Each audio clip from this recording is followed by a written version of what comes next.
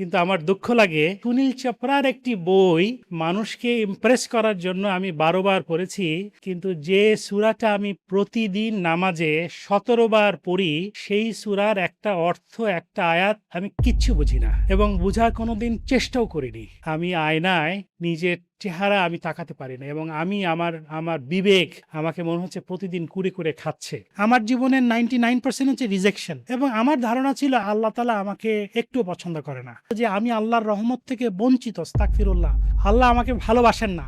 এটাই শয়তানের সবচেয়ে বড় ফাঁদ। আমাদের মনের ভেতরে শয়তান এটা ঢুকিয়ে দেয় আল্লাহ তোমাকে ভালোবাসতে পারে না, এবং 99% ক্ষেত্রে শয়তান এখানে সফল হয়। যে আমরা যদি বর্তমানটাকে ফোকাস করতে পারি আমাদের পৃথিবীটা বদলে যাবে, কিন্তু শয়তান আমাদের কোনোদিনও বর্তমানকে ফোকাস করতে দেয় না। এই আমাদের সারা জীবনটা হয় অতীত অথবা ভবিষ্যৎ নিয়ে আমরা নাচানাচি করি।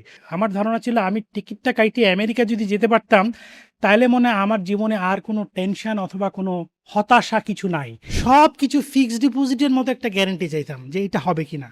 কিন্তু আল্লাহ তাআলা কোথাও ভবিষ্যতের কোনো গ্যারেন্টি দেয়নি, এবং এই জন্য আমার ভেতরে এত স্ট্রেস, এত টেনশন, এত ফ্রাস্ট্রেশন, এত হতাশা, কারণ আমি যেটা চাচ্ছি সেটা হচ্ছে না। মাথায় একটা বজ্রপাতের মতো আঘাত করলো। পুরো কোরআনের সারসংক্ষেপ মাত্র 60টি আয়াতে। পৃথিবীর কোনো মানুষের পক্ষে সূরা ফাতিহার মতো একটা অ্যাবস্ট্রাক্ট লেখা সম্ভব নয়। এটা এআই দিয়েও সম্ভব নয়। যেই ঘরে কোনো দরজা নেই, যেই ঘরে কোনো জানালা নেই এবং কোনো অক্সিজেন পাস করছে না, আপনি কিছুক্ষণ পরেই মারা যাবেন। ঠিক সেই সময় আপনি দেখলেন যে আপনার সামনে একটা দরজা খুলে গেল। এই যে দরজাটা খুলে গেল, এই দরজাটাই হচ্ছে সূরা ফাতিহা। আমাদের নামাজ বদলে যাবে, আমাদের সম্পর্ক বদলে যাবে, এমনকি আমাদের পুরো জীবনটাই বদলে যাবে। অর্থবহ জীবনের জন্য ফিটনেস, ফাইন্যান্স, ফ্যামিলি সব ভালো কন্টেন্ট পডকাস্ট আকারে পাওয়ার জন্য সাবস্ক্রাইব করুন পার্সপেক্টিভ পডকাস্টে।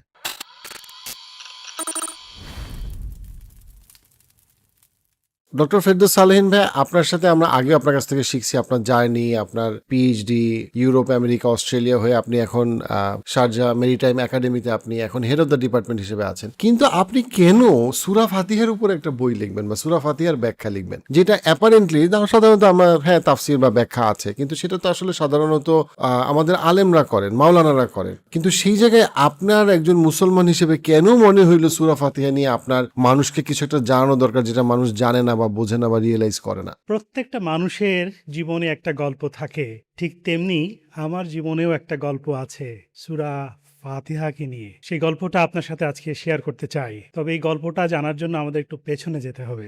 পৃথিবীর ইতিহাসে এমন একটি সূরা আছে যে প্রতিটি মুসলমান প্রতিদিন অন্তত 17 বার তেলাওয়াত করে। এক বছরে প্রায় 6000 বারেরও বেশি। কোরআনের আর কোনো সূরা, আর কোনো আয়াত এত বেশি বার, এত নিয়মিত তেলাওয়াত করা হয় না। আর এই সূরার নাম হলো সূরা আল ফাতিহা। কিন্তু এখানে একটি প্রশ্ন আছে। প্রশ্নটি হলো, যখন আমরা সূরা ফাতিহা তেলাওয়াত করি আমরা কি সত্যি বুঝি আমরা কি পড়ছি?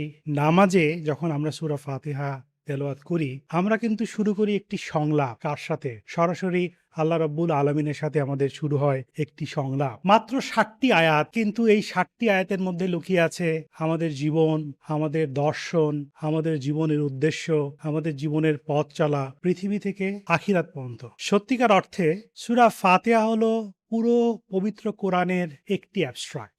আমরা যদি পবিত্র কোরআনটাকে যদি একটু ডিপ অ্যানালাইসিস করি তাহলে এর ভিতরে কি আছে? সূরা পুরো পবিত্র কোরআনে আছে 114টি সূরা, 6236টি আয়াত, 77,439টি শব্দ, 3,23,015টি অক্ষর এবং 604 পাতার একটি গ্রন্থ। তো বিশাল একটি গ্রন্থ, কিন্তু তার অ্যাবস্ট্রাক্ট মাত্র 60টি আয়াতে। ভাবা যায়? আমি যদি ভুল না করে থাকি তাহলে সময়টা ছিল 2019 সাল। আমি তখন পিএইচডি করছিলাম। আমি তখন পিএইচডির একেবারে শেষ পর্যায়ে আছি মালয়েশিয়াতে। 500 পাতার একটা থিসিস লিখে ফেলেছি। তো একটা ছোট অংশ বাকি ছিল। সেই ছোট অংশটা হচ্ছে অ্যাবস্ট্রাক্ট। অ্যাবস্ট্রাক্টটা হচ্ছে পুরো 500 পাতার যে পিএইচডি থিসিসটা সেটাকে 1 পাতারও কমে আপনাকে লিখে শেষ করতে হবে। তো জিনিসটা ছোট হলেও তো জিনিসটা অত সোজা ছিল না, কারণ আমি লিখছি আর কাটছি, লিখছি আর কাটছি। তো এভাবে লিখছি আর কাটছি করতে করতে 6 মাস কেটে গেল। তো একসময় আমার পিএইচডি সুপারভাইজার আমাকে তলব করলো। তলব করে আমাকে বলল যে, "Ferdous, I don't think that you are capable to finish your PhD, কারণ তুমি তোমার পিএইচডির সর্বোচ্চ সময়টা নিয়ে নিয়েছো। এখন তুমি যদি ইমিডিয়েটলি এটা যদি সাবমিট করতে না পারো, তাহলে পিএইচডি কমিটি তোমাকে আর সময় দিবে না এবং তোমার পিএইচডি আবার নতুন করে শুরু করতে হবে এবং এখানেই শেষ।" আসলে সত্যিকার অর্থে আমি সেই দিনটার কথা ভুলতে পারি না, কারণ আমি কোনোভাবেই আমার পিএইচডির অ্যাবস্ট্রাক্টটা মিলাতে পারছিলাম না এবং আমি হতাশ, আমি completely kind of a lost.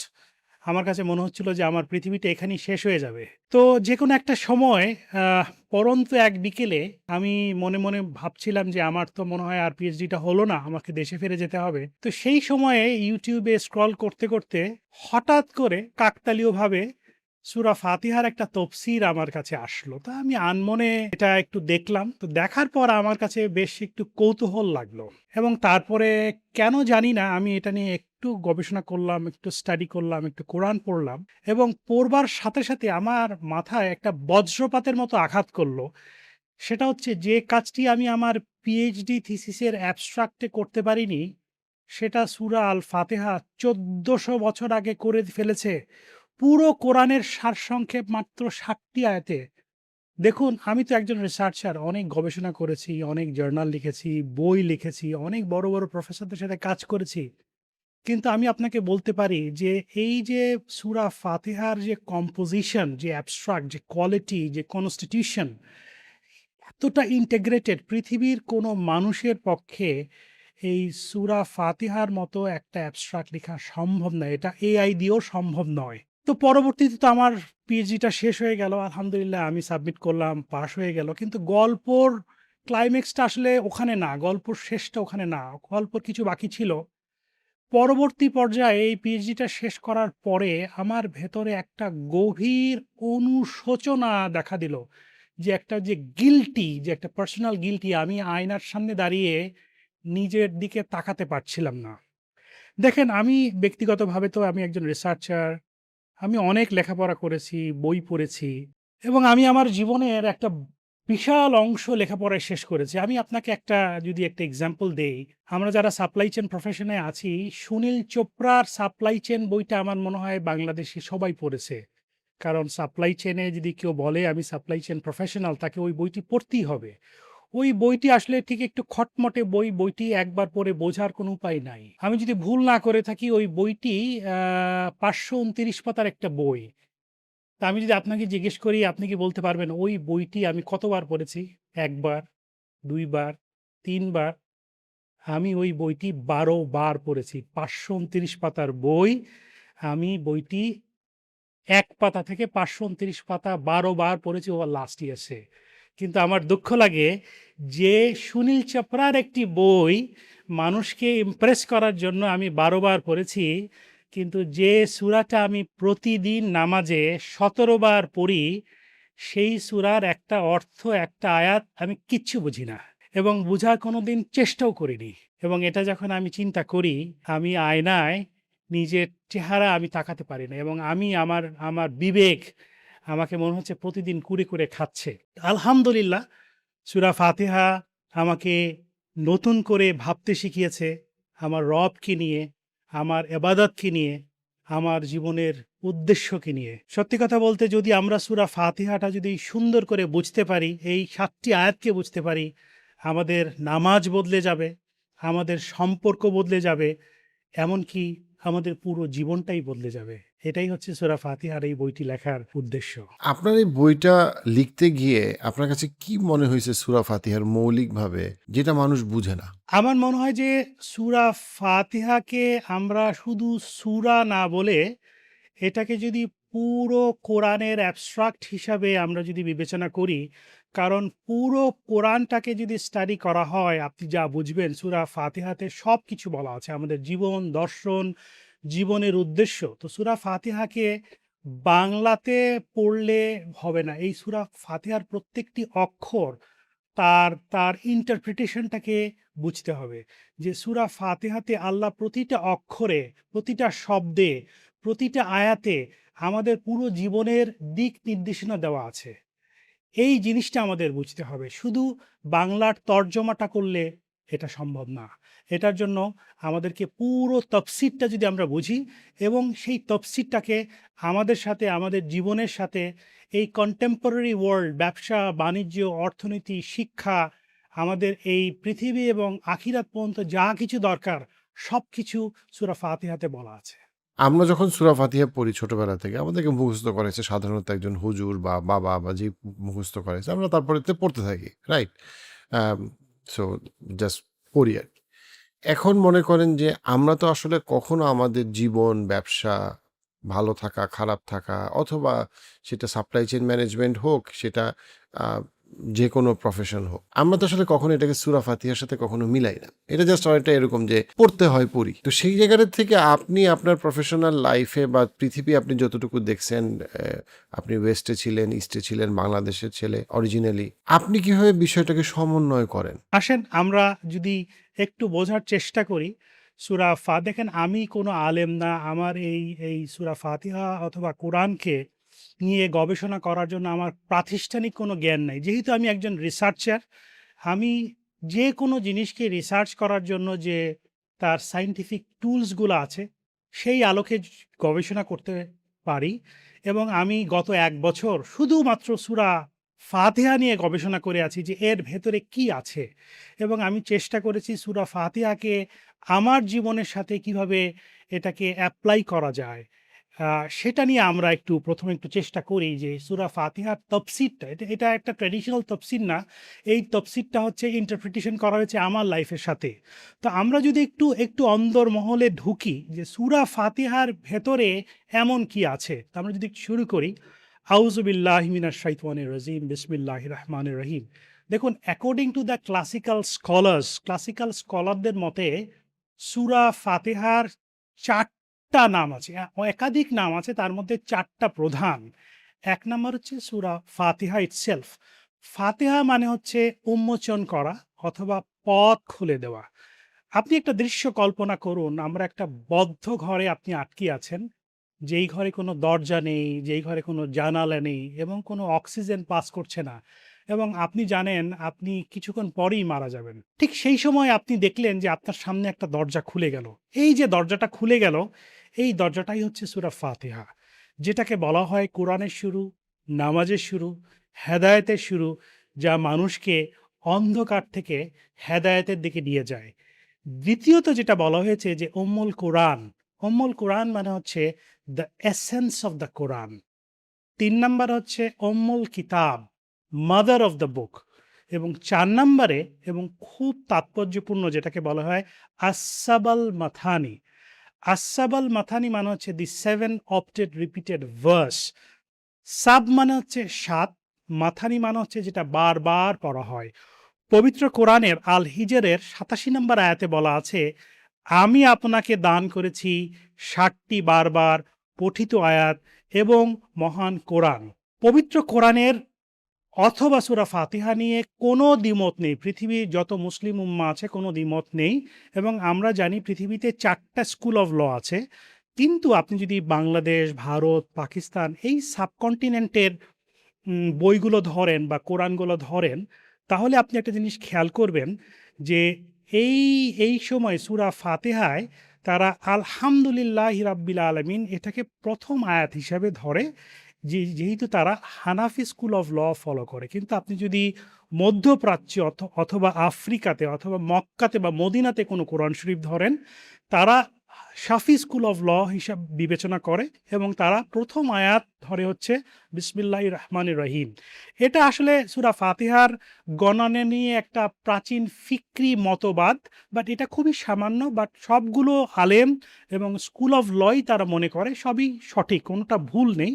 তো আমরা এই পডকাস্টে এবং আমার বইতে আমরা শাফি স্কুল অফ ল এবং সেখানে আমরা বিসমিল্লাহির রহমানির রহিম এটাকে ১ম আয়াত হিসাবে বিবেচনা করেছি, বাট সবগুলোই সঠিক। তাহলে এই যে সূরা ফাতিহার যে ৬০টি আয়াত আপনি যদি একটু খেয়াল করে দেখেন, এই ৬০টি আয়াত ৩টি বড় অংশে মানুষের পুরো জীবনকে সাজিয়ে দেয়। কিভাবে? ১ নাম্বার হচ্ছে ঈমান, ২ নাম্বার হচ্ছে ইবাদত এবং ৩ নাম্বার হচ্ছে জীবনের দিক নির্দেশনা। ১ম যে অংশটা যে ৪ টা আয়াত, এই আয়াতে আমরা জানি আল্লাহকে, আল্লাহ রব্বুল আলামিন তার সম্পর্কে ইন্ট্রোডাকশন দিয়েছেন আল্লাহর সম্বন্ধে। ১ নম্বর আয়াত পরম করুণাময় অতি দয়ালু আল্লাহর নামে শুরু করছি। ২ নম্বর আয়াত সমস্ত প্রশংসা আল্লাহর জন্য যিনি সমগ্র বিশ্বের প্রতিপালক। ৩ নম্বর তিনি পরম করুণাময় অসীম দয়ালু এবং ৪ নম্বর হচ্ছে তিনি বিচার দিনের মালিক। দ্বিতীয় অংশ হচ্ছে ৫ নম্বর আয়াত। ইন্টারেস্টিংলি এখানে বান্দা সরাসরি আল্লাহর সাথে কথা বলে। কি বলে? আমরা একমাত্র আপনারই ইবাদত করি এবং আপনার কাছেই সাহায্য চাই। তৃতীয় অংশে ৬ নম্বর এবং ৭ নম্বর আয়াতে এখানে মানুষ আল্লাহর কাছে একটি দোয়া করে, আমাদের সরল পথ প্রদর্শন করুন। এবং তৃতীয় অংশের ৭ নম্বর আয়াতে বলে, সেই পথ যাদের প্রতি আপনি অনুগ্রহ করেছেন, যাদের উপরে আপনার গজব নেমেছে তাদের পথ নয়, এবং যারা পথভ্রষ্ট তাদের পথ নয়। এখানে কয়েকটা জিনিস আমাদের জানতে হবে। এখানে ইহদিনা সিরাতাল মুস্তাকিম, মুস্তাকিম মানে কি? অথবা আপনি যাদের উপরে অনুগ্রহ করেছেন, আল্লাহ কাদের উপরে অনুগ্রহ করেছেন? অথবা যাদের উপরে আপনার গজব নেমেছে, কাদের উপরে গজব নেমেছে? এবং যারা পথভ্রষ্ট।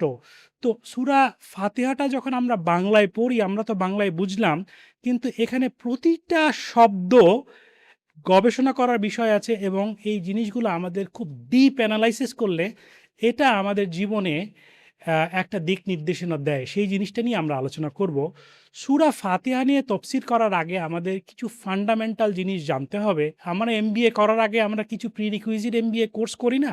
যাতে করে আমরা এমবিএ কোর্সটা ভালো করে বুঝতে পারি। সূরা ফাতিহা নিয়ে এই তফসিরটা বোঝার আগে কিছু ফান্ডামেন্টালস লাগবে। আমরা খুব হালকার উপরে আমরা বলবো। সূরা আল ফাতিহা সত্যিকার অর্থে ইলম, ঈমান এবং আমলের একটা পারফেক্ট ব্যালেন্স সিস্টেম। আমি একটা হালকা এক্সাম্পল দিই। ইলম হচ্ছে নলেজ, ঈমান হচ্ছে ইনার বিলিভ, আর আমল হচ্ছে অ্যাকশন। একটা যদি আপনাকে এক্সাম্পল দিয়ে জিনিসটা বোঝা যাবে। আপনি জানেন রাগ নিয়ন্ত্রণ করা ভালো। এই যে রাগ নিয়ন্ত্রণ করা ভালো, এই জিনিসটা আপনি জানেন, এটা হচ্ছে ইলম, মানে হচ্ছে নলেজ। কিন্তু আপনি বিশ্বাস করেন আল্লাহ ধৈর্যশীলদের ভালোবাসে, এইটা হচ্ছে আপনার ঈমান, এটা হচ্ছে আপনার ইনার বিলিফ। কিন্তু রাগের মুহূর্তে আপনাকে কিন্তু কন্ট্রোল করা, রাগ থামানো, এটা খুব কঠিন কাজ। কিন্তু যেহেতু আপনি জানেন আল্লাহ ধৈর্যশীলদের ভালোবাসে, এটা আপনার ঈমান, আর আপনি জানেন রাগ নিয়ন্ত্রণ করা ভালো, এটা আপনার নলেজ। তো যখন আপনি রাগের মুহূর্তে আপনি রাগকে নিয়ন্ত্রণ করতেছেন, তাহলে your knowledge is converted into action. তাহলে ইলম ইজ কনভার্টেড টু অ্যাকশন। এইটাই হচ্ছে ইলম, ঈমান অ্যান্ড আমলের একটা কম্বিনেশন। কিন্তু এখানে একটা জিনিস বুঝতে হবে, নলেজ উইদাউট অ্যাকশন ইনকমপ্লিট, আবার অ্যাকশন উইদাউট নলেজ সেটাও ইনকমপ্লিট। আরেকটা জিনিস আমাদের জানতে হবে, দেখেন আমাদের সবারই একটা কমপ্লেন আছে, আমারও একটা কমপ্লেন আছে, আমার স্ত্রীর, আমাদের সবার, যে আমরা ইবাদত করি কিন্তু এই ইবাদতটা কি কবুল হচ্ছে কিনা, অথবা আমরা আল্লাহর কাছে প্রার্থনা করি কিন্তু প্রার্থনাটা আল্লাহ কবুল করছেন না। বা আমাদের একটু জানা দরকার আছে যে কিভাবে ইবাদত করলে আল্লাহ সেই ইবাদতটা কবুল করবে।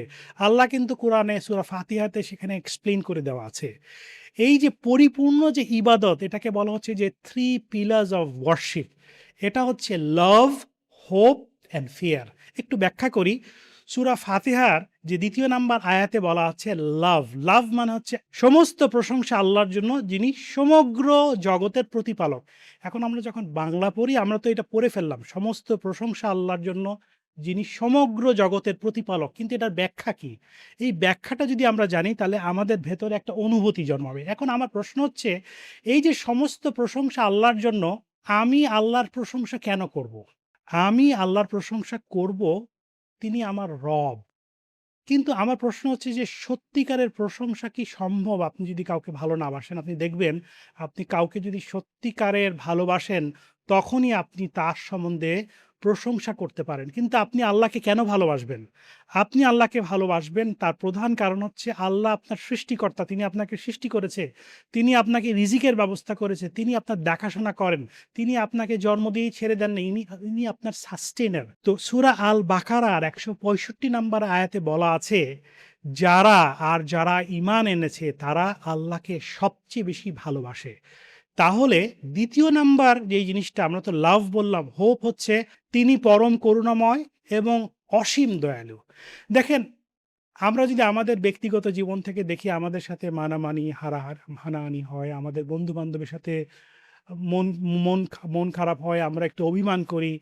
অনেক সময় আমাদের বাবাও বলে যে, "দেখো আমার দরজা তোমার জন্য চিরকালের জন্য বন্ধ।" ভাইয়ে, ভাইয়ে ঝগড়া হয়, যুদ্ধ হয়, বন্ধুতে কনফ্লিক্ট হয়। বলতে পারে, "আমায় তোমার সাথে আর কোনোদিন দেখা করব না। কোনোদিন আমাকে আর ফিরে আসবে না। তোমার এই চেহারাটা দেখাতে চাই না।" তো আল্লাহ তাআলা বলছেন যে দেখেন, মানুষের দরজা বন্ধ হয়ে যেতে পারে, কিন্তু আল্লাহর দরজা আ মানুষের জন্য সবসময় খোলা। মানুষ হয়তোবা আপনাকে ক্ষমা নাও করতে পারে, কিন্তু আল্লাহর দরজা কখনো বন্ধ হবে না। সেখানে পবিত্র আল জুমার ৫৩ নাম্বার আয়াতে বলা আছে, "হে আমার বান্দারা, যারা তোমরা নিজেদের উপরে জুলুম করেছ, তোমরা আল্লাহর রহমত থেকে নিরাশ হইও না।" এবং ৩ নম্বর যেই জিনিসটা হচ্ছে ফিয়ার। দেখেন, এই ফিয়ারটা যখন আমি আলোচনা করি, আমার গায়ের পশমটা দাঁড়িয়ে যায়। এটা হচ্ছে যে মালিক ইয়াউমিদ্দিন, ৪ নাম্বার আয়াত সূরা ফাতিহার। মালিক ইয়াউমিদ্দিন মানে হচ্ছে বিচার দিনের মালিক। বিচার দিনের মালিক কি? একদিন আমাদের সবাইকে উনার সামনে দাঁড়াতে হবে। যেদিন বিচার হবে, সেদিন কোনো টাকা, পয়সা, ধন, দৌলত, মন্ত্রী, মিনিস্টার, কোনো পাওয়ার, কোনো আমেরিকান পাসপোর্ট কোনো কিছু কাজ করবে না। এখানে আল্লাহ তাআলা বলে দিয়েছেন সূরা আল হাজের ১ নাম্বার আয়াতে, "হে মানুষ, তোমরা তোমাদের রবকে ভয় করো, কারণ নিশ্চয়ই কিয়ামতের ভূমিকম্প এক ভয়ঙ্কর বিষয়।" তাহলে আমরা এটা কি দেখলাম? লাভ, হোপ আর ফিয়ার। যখন এই ৩ টি একসাথে কম্বাইন করা হয়, তখন ইবাদত কি হয়? ব্যালেন্সড, সিনসিয়ার এবং কমপ্লিট। এবং এর সম্বন্ধেও সূরা আস-সাজদার ১৬ নম্বর আয়াতে বলা হয়েছে, তারা তাদের রবকে ডাকে ভয় এবং আশা নিয়ে। দেখেন, সূরা ফাতিহায় ঢোকার আগে, সূরা ফাতিহা অথবা যেকোনো পবিত্র আল্লাহর কালাম পড়ার আগে আমরা একটা বাক্য বলি, সবাই আমরা বলি, আউযু বিল্লাহি মিনাশ শাইতানির রাজিম। অর্থাৎ হচ্ছে অভিশপ্ত শয়তান থেকে আল্লাহর কাছে সাহায্য চাই, আল্লাহর কাছে আশ্রয় চাই। কিন্তু আমরা কতজন এই বাক্যটার সঠিক মিনিং জানি? আমাদের একটু জানতে হবে। আমরা এই শব্দটা কেন বলি? অভিশপ্ত শয়তান থেকে আল্লাহর কাছে আশ্রয় চাই। আমরা এই বাক্যটি বলি অভিশপ্ত শয়তান থেকে আল্লাহর কাছে আশ্রয় চাই, কারণ শয়তান আমাদের সিরাতুল মুস্তাকিম থেকে দূরে নিয়ে যেতে চায়। সূরা আল নাহালের ৯৮ নাম্বার আয়াতে আল্লাহ তাআলা বলেছেন, তুমি যখন কোরআন পড়বে, তখন অভিশপ্ত শয়তান থেকে আল্লাহর কাছে আশ্রয় প্রার্থনা করে। দেখেন, পবিত্র কোরআন এটা কিন্তু একটা হুমায়ূন আহমেদের বই না, অথবা যেকোনো একটা গল্পের বই না। এইটা কিন্তু একটা স্পিরিচুয়াল জার্নি। আমি যদি একটা ছোট্ট এক্সাম্পল দেই, আমাদের শরীরে যখন গন্ধ হয়, তখন আমরা কি করি? আমরা কিন্তু তখন গোসল করি। মুখে যখন গন্ধ হয়, তখন আমরা দাঁত ব্রাশ করি। কিন্তু আমরা পাপ করতে, করতে, অন্যায় করতে, করতে আমাদের যে নার্ভস, আমাদের যে কালো হয়ে গেছে, গন্ধ হয়ে গেছে। এখন এটা কিভাবে করে আপনি পরিষ্কার করবেন?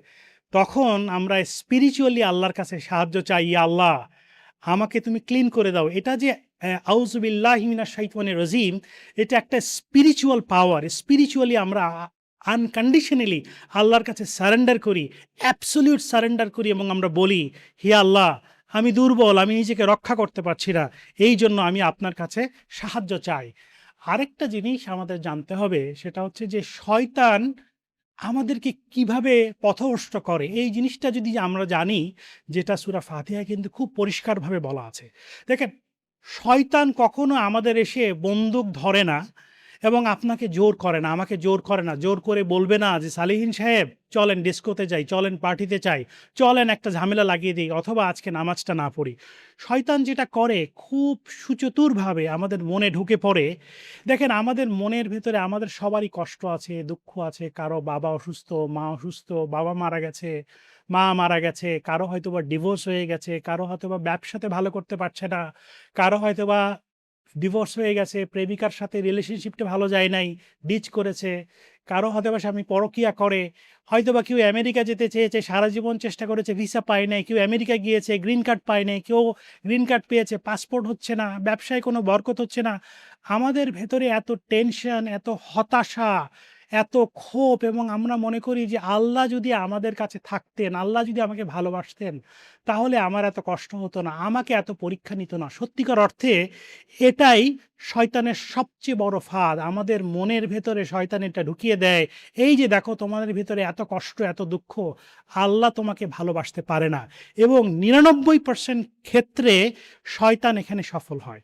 দেখেন, শয়তান আমাদেরকে আটকে রাখে, শয়তান আমাদেরকে আটকে রাখে আমাদের অতীতে অথবা আমাদের ভবিষ্যতে। অতীতের দুঃখ, কষ্ট, গ্লানি, অতীতের যত ফ্রাস্ট্রেশনগুলো আছে আমরা সবসময় কন্টিনিউয়াসলি আমরা এটা চিন্তা করি, যেহেতু আমরা কিছু করতে পারি না। অথবা ভবিষ্যতের যে ভয়, আমি যখন আমার স্ত্রীর সাথে কথা বলি, তার এত টেনশন, তার এত ফ্রাস্ট্রেশন, আমার টাকা নাই, ফিক্সড ডিপোজিট নাই, ব্যাংক ব্যালেন্স নাই, কি হবে, বাংলাদেশের তো কোনো ভবিষ্যৎ নাই, চলে আমেরিকা চলে যাই, আমেরিকা চলে গেলে স্বপ্নের পৃথিবী, তারপরে হচ্ছে গাড়ি নাই, বাড়ি নাই, মেয়েটাকে বিয়ে দিব, ব্যাংক ব্যালেন্স কি হবে, এই যে এত দুশ্চিন্তা, হয় অতীত না হলে ভবিষ্যৎ।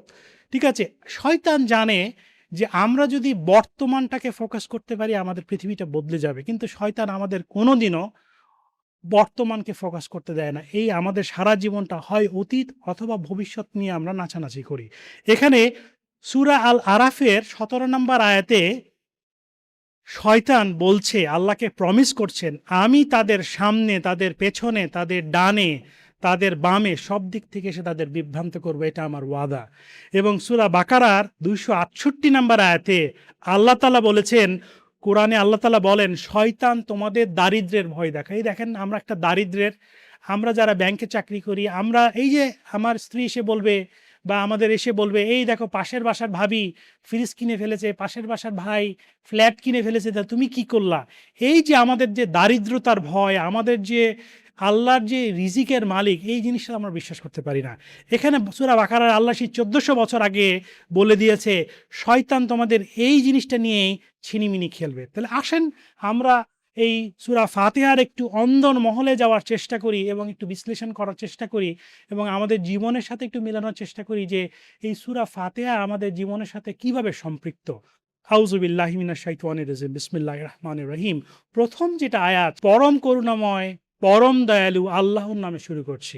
এই অর্থটা আমি বুঝে গেলাম যে এটার অর্থটা কি আছে, কিন্তু এটার একটু ব্যাখ্যা জানতে হবে। দেখেন, পবিত্র কোরআনের 114টি সূরার মধ্যে 113টি সূরাই বিসমিল্লাহির রহমানির রহিম দিয়ে শুরু করেছে। একমাত্র এক্সেপশন হচ্ছে সূরা আত-তাওবা, হচ্ছে এর ব্যতিক্রম। বিসমিল্লাহ শব্দের অর্থ কি, এটা একটু জানা দরকার। বিসমিল্লাহর প্রধানত 3টা গভীর অর্থ আছে। 1 নম্বর অর্থ হচ্ছে ইখলাস। ইখলাস মানে হচ্ছে সিনসিয়ারিটি, অর্থাৎ হচ্ছে আমি যা কিছু করছি আমি শুধুমাত্র আল্লাহর জন্য করছি। This deed is only for Allah. আমি চাকরি করছি, বাকরি করছি, বাজার করছি, যা কিছু আমি করছি সব কিছু শুধু আল্লাহ সন্তুষ্টির জন্য। দ্বিতীয় যে জিনিসটা, সেটা হচ্ছে যে বারাকা। দেখেন, আল্লাহর বারাকা, আল্লাহর অ্যাকনলেজমেন্ট ছাড়া আপনি কিছু করতে পারবেন না। এই যে আমি একটা হাত উঠাচ্ছি, এই যে আঙ্গুল উঠাচ্ছি, অথবা এই যে আমার চোখের পাতা করছে, অথবা এই যে পা আমি দুলাচ্ছি, যা কিছু আমি করছি আল্লাহর হুকুম ছাড়া কোনো কিছু সম্ভব না। এবং তৃতীয় যে জিনিসটা, সেটা হচ্ছে যে কবুল। কবুল হচ্ছে আল্লাহ যদি চান, আল্লাহ যদি এটা অ্যাকসেপ্ট করেন, তাহলেই আমি এই কাজটা করতে পারবো। আপনি কি জানেন, আমি আমার জীবনে যদি ব্যক্তিগত জীবনের সাথে বলি, আমার ধারণা ছিল আমি যা জীবনে করেছি, যা প্রতিষ্ঠিত হয়েছি, সব কিছু আমার যোগ্যতা দিয়ে, আমার শিক্ষা দিয়ে, আমার চেষ্টা দিয়ে। কিন্তু না, আল্লাহ তাআলা যতক্ষণ এই কাজটা অ্যাকসেপ্ট না করবে, ততক্ষণ পর্যন্ত কোনো কিছু, এই পৃথিবীর মানুষও যদি এক হয়ে যায়, সম্ভব না। তারপরে আমাদের যে জিনিসটা একটু জানা দরকার, সেটা হচ্ছে যে আল্লাহ নামের সিগনিফিকেন্স কি। দেখেন, আমরা তো আমাদের প্রতিটি শ্বাস, প্রতিক্ষণ আমরা আল্লাহ আল্লাহ বলি, কিন্তু আমরা কি একবার বোঝার চেষ্টা করেছি আল্লাহ মানে কি? কারণ আল্লাহ, আল্লাহর নামটা পবিত্র কোরআনে কেন উনাকে আল্লাহ নামে ইন্ট্রোডিউস করলেন? দেখেন, আল্লাহ শুধু একটি নাম না, আল্লাহ এমন একটি নাম যার ভেতরে আছে সব কিছু। All his majesty, all his glory, all his perfection belongs to the name of Allah. সূরা আল আরাফের 180 নম্বর আয়াতে বলা আছে যে আল্লাহর 99টা সুন্দর সুন্দর নাম আছে, যাকে বলা হয় আসমাউল হুসনা। যেমন আর রহমান, পরম দয়াময়; আর রহিম, অসীম করুণাময়; আল আলিম, সর্বজ্ঞ; আস সামি, সর্বশ্রোতা; আল বাসির, সর্বদ্রষ্টা; আল গফুর, পরম ক্ষমাশীল। দেখেন, পবিত্র কোরআনে আমি যদি ভুল না করে থাকি 2600 বারেরও বেশি এসছে আল্লাহ। কিন্তু আল্লাহ আমরা যদি দেখি, according to the Arabic linguistic expert এবং আলেম, আরবিক আলেমদের মতে আল্লাহ মানের অর্থ হচ্ছে the one who is worthy of worship. তাহলে কেউ যদি সত্যিকার অর্থে ইবাদতের যোগ্য হয়, তার মধ্যে থাকতে হবে অল দ্য পারফেকশন। জান পারফেকশনসগুলো কি কি? তিনি সব জানেন, তিনি সব শোনেন, তিনি সব দেখেন, এবং তিনি অসীম রহমতশীল এবং তিনি ক্ষমাশীল। তারপরে আরেকটা জিনিস আমাদের জানতে হবে, আর রহমান এবং আর রহিমের ব্যাখ্যা কি। আমি খুব ডিটেল যাব না, আমি হালকা করে যদি একটু বোঝাতে চেষ্টা করি। আর রহমান মানে হচ্ছে ইউনিভার্সাল মার্সি। দেখেন আমাদের এই পৃথিবীতে আল্লাহর যত সৃষ্টি আছে, মানুষ, প্রাণী, মুসলিম, অমুসলিম, আল্লাহকে তারা মানুক অথবা আল্লাহকে না মানুক, কাফের, আল্লাহর মুসলমানদের দেখেন সারা পৃথিবীর যারা ক্ষতি করছে, অত্যাচার করছে, অন্যায় করছে, আল্লাহ কিন্তু চাইলে যারা কাফের সম্প্রদায় আছে অথবা যে মুসলমানদের যারা শত্রু আছে তাদের কষ্ট দিচ্ছে, চাইলেই কিন্তু তাদের বাতাস বন্ধ করে দিতে পারতেন, পানি বন্ধ করে দিতে পারতেন, পানিটা নোনা করে দিতে পারতেন। ঠিক আছে, এই যে আমরা অক্সিজেন নিচ্ছি সেটা বন্ধ করে দিতে পারতেন, বলতে পারতেন কালকে আর সূর্য উঠবে না, কিন্তু আল্লাহ তা করেন নাই। কারণ হচ্ছে আল্লাহ আর রহমান। এই যে আমরা শ্বাস নিচ্ছি, সূর্যের আলো নিচ্ছি, খাদ্য নিচ্ছি, পানি নিচ্ছি, ইরেসপেক্টিভ অফ মুসলিম অমুসলিম প্রাণী যত জগতে আছে সবাইকে সমানভাবে দিচ্ছেন। আল্লাহ কোনো এখানে ডিফারেন্সিয়েট করছেন না। আর রহিম, এটা হচ্ছে স্পেশাল মার্সি। এটা হচ্ছে যে আল্লাহর বিশেষ রহমত। এটা কিন্তু সবার জন্য না, এটা হচ্ছে শুধু মুমিনদের জন্য। মুমিন কারা? যেমন আমরা যদি আল্লাহর কাছে সহিভাবে যদি আল্লাহর কাছে প্রার্থনা করি, আল্লাহ আমাদেরকে গুনাহ ক্ষমা করে দিবেন, আমাদের তাওবা কবুল করবেন ইনশাআল্লাহ, আমাদের হেদায়েত দান করবেন আখিরাতে, এবং জান্নাত দান করবেন। দ্বিতীয় নম্বর আয়াতে যেটা আমাদের বুঝতে হবে যে আলহামদুলিল্লাহ হিরাব্বিল আলামিন, সমস্ত প্রশংসা আল্লাহর জন্য যিনি সমগ্র বিশ্বের প্রতিপালক। এই জিনিসটা কিন্তু খুব তাৎপর্যপূর্ণ। এখানে আলহামদুলিল্লাহর আলহামদ, দেখেন আমরা একটা জিনিস কনফিউজ করে ফেলি। আপনি যদি পাকিস্তানে ইন্ডিয়াতে যান, আমরা কিন্তু একটা শব্দ ব্যবহার করি যে শুকুর। হামদ এবং শুকুর কিন্তু এক জিনিস না। শুকুর মানে হচ্ছে যে থ্যাংক ইউ, হামদ মানে কিন্তু থ্যাংক ইউ না। কারণ আমরা থ্যাংক ইউ তখনই বলি যখন কেউ আমার জন্য ভালো কিছু করলো, তার বিপরীতে আমরা থ্যাংক ইউ বলি। কিন্তু হামদ ইজ নট থ্যাংক ইউ। হামদ মানে হচ্ছে you are worthy of praise because of who you are. আরেকটা জিনিস আমাদের বুঝতে হবে যে এখানে হামদের আগে কিন্তু আল লাগানো আছে, আলিফ অ্যান্ড লাম। যখনই আমরা আলিফ অ্যান্ড লামটা যোগ করলাম আল হামদ, তখনই এটা হয়ে গেল টোটালিটি, অর্থাৎ এভরি প্রেইজ বিলংস টু আল্লাহ। এবং সূরা আল জাসিয়ার 36 নম্বর আয়াতে বলা আছে, অতএব সকল প্রশংসা আল্লাহর, যিনি আসমান সমূহের প্রতিপালক এবং জমিনের প্রতিপালক এবং সমগ্র জগতের প্রতিপালক। এরপরে আমাদের আরেকটা জিনিস জানতে হবে, রব্বুল আলামিন মানে কি? রব্বুল আলামিন মানে হচ্ছে লর্ড অফ দ্য ওয়ার্ল্ড। এখানে রব, এই শব্দটা হচ্ছে গভীর তাৎপর্যপূর্ণ। এখানে 3টা কোর মিনিং আছে। এক নাম্বার হচ্ছে আলটিমেট ওনার, অর্থাৎ অ্যাবসলিউট ওনার। দেখেন আমরা তো মনে করি আমি বাড়ির মালিক, আমি গাড়ির মালিক, ইভেন আমি যদি বলি এই যে কলমটা আছে, এই কলমের আমি রব, আস্তাগফিরুল্লাহ, এই কলমটারও আমি মালিক না। এটাকে বলা হয় যে টাইটেল অফ ওনারশিপ। এই আমার হয়তো একটা গাড়ি থাকতে পারে, আমি পয়সা দিয়ে গাড়িটা কিনেছি এবং আমাকে একটা কাগজ দিয়ে দিয়েছে, যতক্ষণ পর্যন্ত আমি এটা হোল্ড করি, এই ওনারশিপটা, টাইটেল অফ ওনারশিপটা আমার। ঠিক আছে, তো সত্যিকার অর্থে আল্লাহ সব কিছু চূড়ান্ত মালিক।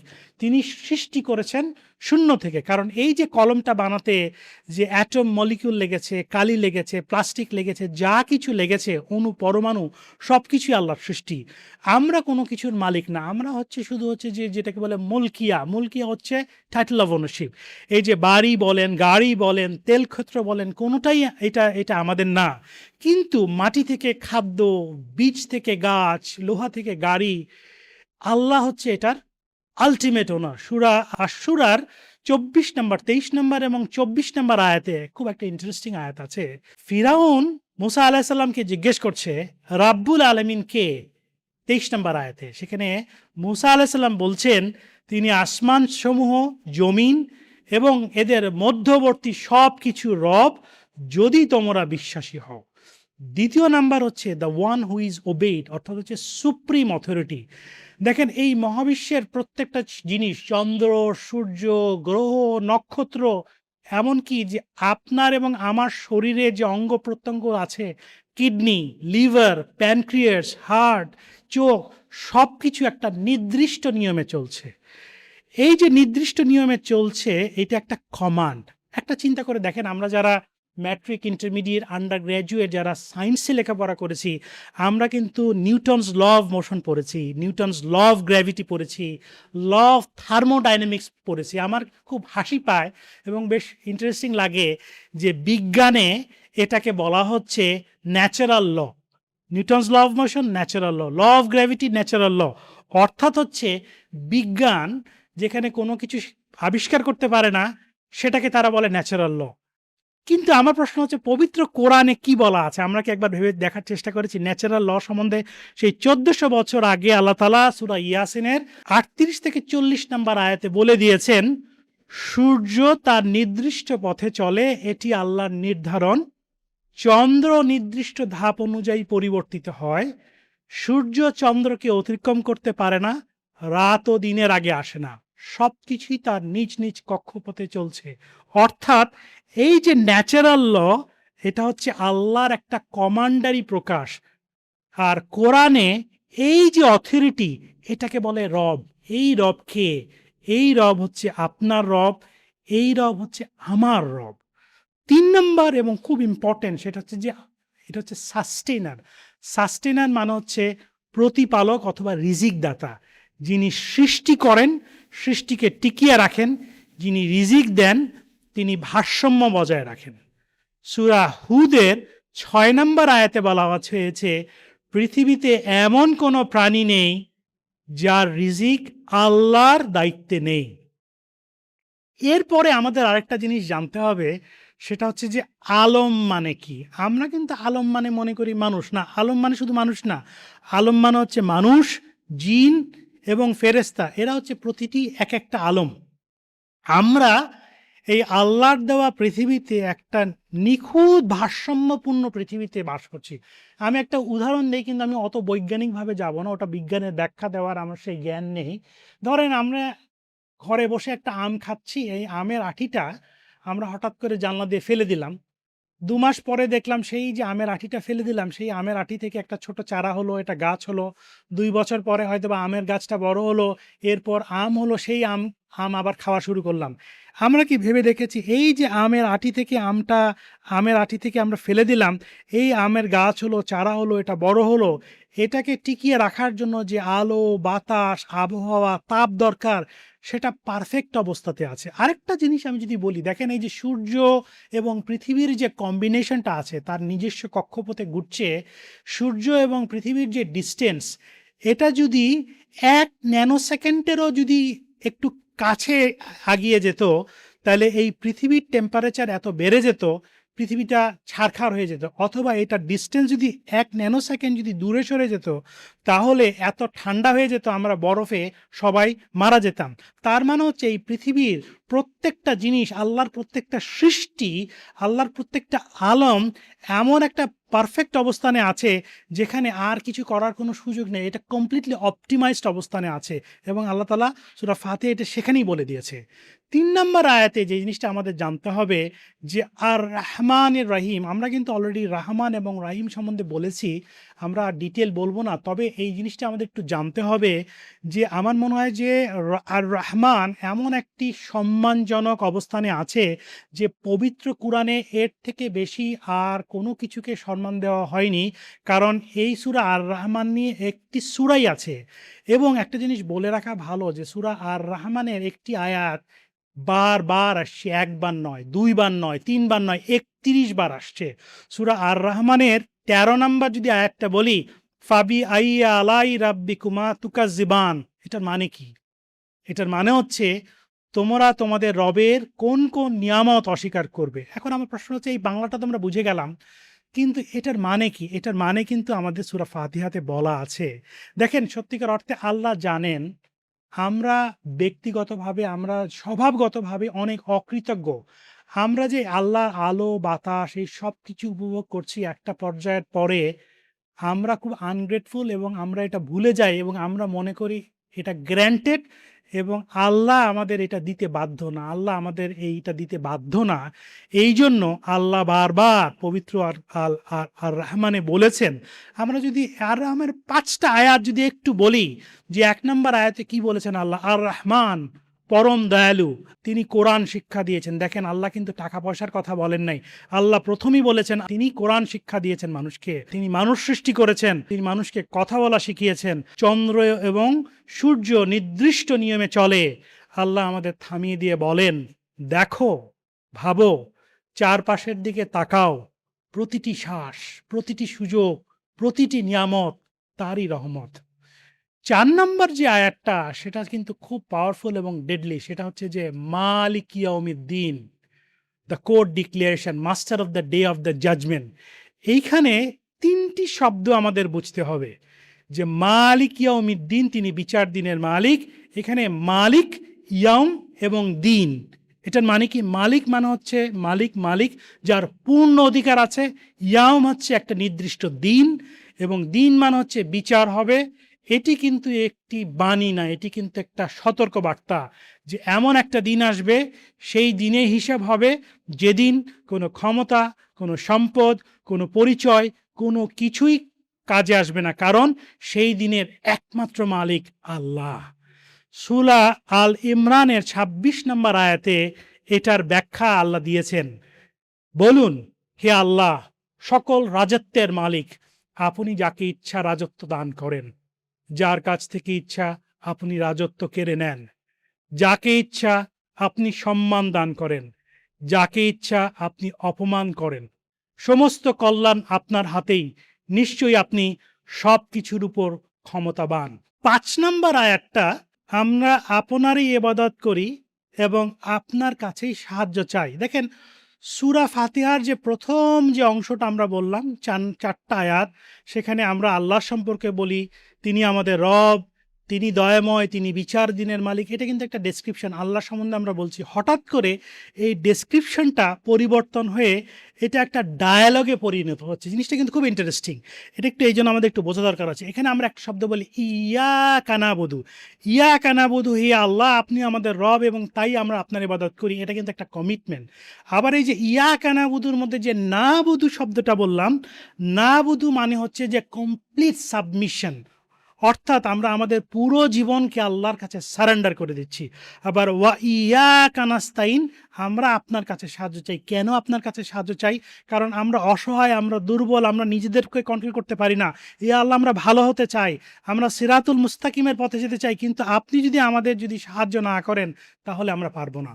6 নম্বর আয়াতে হে আল্লাহ, আমাদেরকে সরল পথ দেখান, guide us to the straight path. এখানে আল্লাহ স্বয়ং নিজে বলে দিচ্ছেন আল্লাহর কাছে কিভাবে প্রার্থনা করতে হবে, আল্লাহর কাছে কিভাবে চাইতে হবে, যাতে আল্লাহ কবুল করে দিবেন। আল্লাহ কিন্তু একটা টেমপ্লেট দিয়ে দিয়েছেন। এখন দেখেন, প্রথম ধাপে সূরা ফাতিহায় আমরা কি বললাম? আল্লাহর প্রশংসা করলাম। আগে আমরা আল্লাহকে চিনলাম, তার গুণাবলী স্মরণ করলাম, তাকে মহিমান্বিত করলাম, তাকে গ্লোরিফাই করলাম। তাই আমরা কি বলি? ইয়া রহমান, ইয়া গাফুর, ইয়া রাজ্জাক, ইয়া ওয়াহাব, ইয়া ওয়াদুদ। এবং দ্বিতীয় ধাপে আমরা কি বলি? আমাদের যে নিজের দুর্বলতা, নিজের যে অক্ষমতা, সেটা আমরা স্বীকার করলাম। ওয়া ইয়া কানাস্তাইন, হে আল্লাহ, আমরা সাহায্য চাই। অর্থাৎ আমরা সেলফ সাফিসিয়েন্ট নই, আমরা আপনার উপর নির্ভরশীল। দেখেন, আমি এখানে একটা জিনিস রেফারেন্স টানতে চাই। আমাদের মুসা আলাইহিস সালাম যখন সম্পূর্ণ অসহায় ছিলেন, সম্পূর্ণ বিপদগ্রস্ত ছিলেন, উনি আল্লাহর কাছে একটা প্রার্থনা করছিলেন, এবং প্রার্থনা করার পরই আল্লাহ তাআলা এটা কবুল করছিলেন। কি দোয়া করছিলেন আমাদের মনে আছে? সূরা আল কাসাসের 24 নম্বর আয়াতে বলা হয়েছে, হে আমার রব, আপনি আমার জন্য যে কল্যাণ নির্ধারিত করে রেখেছেন, আমি তার মুখাপেক্ষী এবং আমি ফকির হয়ে বেশি আছি। অর্থাৎ আল্লাহর কাছে যখন আমাদের চাইতে হবে, আমাদের বিনয়ের সাথে একেবারে ফকিরের বেশে আল্লাহর কাছে চাইতে হবে, এবং আমরা কমপ্লিটলি হেল্পলেস। আরেকটা জিনিস দেখেন, এই যে আমরা যে বলছি যে ইহদিনা সিরাতাল মুস্তাকিম, মুস্তাকিমের যে রাইট পাথ, এই রাইট পাথটা পেতে গেলে কিন্তু আপনাকে হেদায়েত প্রাপ্ত হইতে হবে। এখন এখানে কোরআনে সূরা ফাতিহাতেও কিন্তু বলে দিছে আপনি মুস্তাকিমের পথটা কোথা থেকে পাবেন। আমি ছোট্ট করে একটু বলি। হেদায়েতের 4টা লেয়ার আছে, লেভেল 1, লেভেল 2, লেভেল 3, লেভেল 4, যেটা আমরা ফলো করলে মুস্তাকিমের পথটা ধরতে পারবো। লেভেল 1-এ কিন্তু আল্লাহ তাআলা কোথাও কিন্তু আমাদের এই যে নামাজ কালাম, এই যে আমাদের এখন আমরা যেটা বলি দাড়ি রাখা, বোরখা পরা, এখানে কিছু বলে নাই।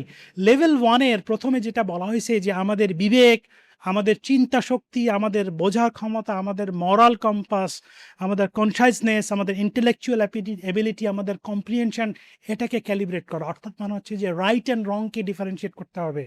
কেন ঘুষ খাবো, কেন খাবো না, এটাকে ডিফারেন্সিয়েট করতে হবে। সত্যের সাথে মিথ্যাকে মিশানো যাবে না। আমাদের যে মরাল ক্যাম্পাস, এটা হচ্ছে হেদায়েতের প্রথম ধাপ।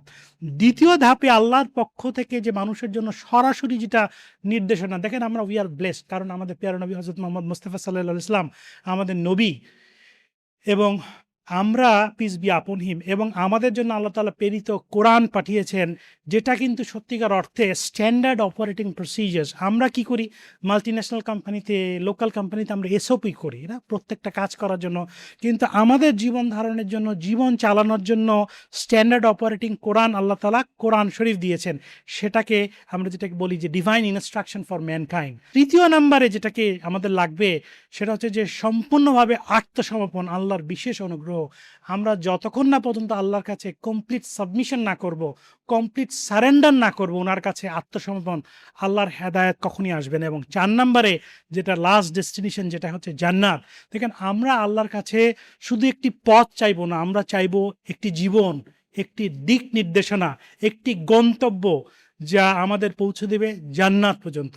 যাদের উপরে আপনি অনুগ্রহ করেছেন তাদের পথ, এটা তো বাংলাটা তো বুঝে গেলাম, কিন্তু আমার মনে প্রশ্ন আসছে, যাদের উপরে অনুগ্রহ করেছেন আল্লাহ তাআলা কাদের উপরে অনুগ্রহ করেছে?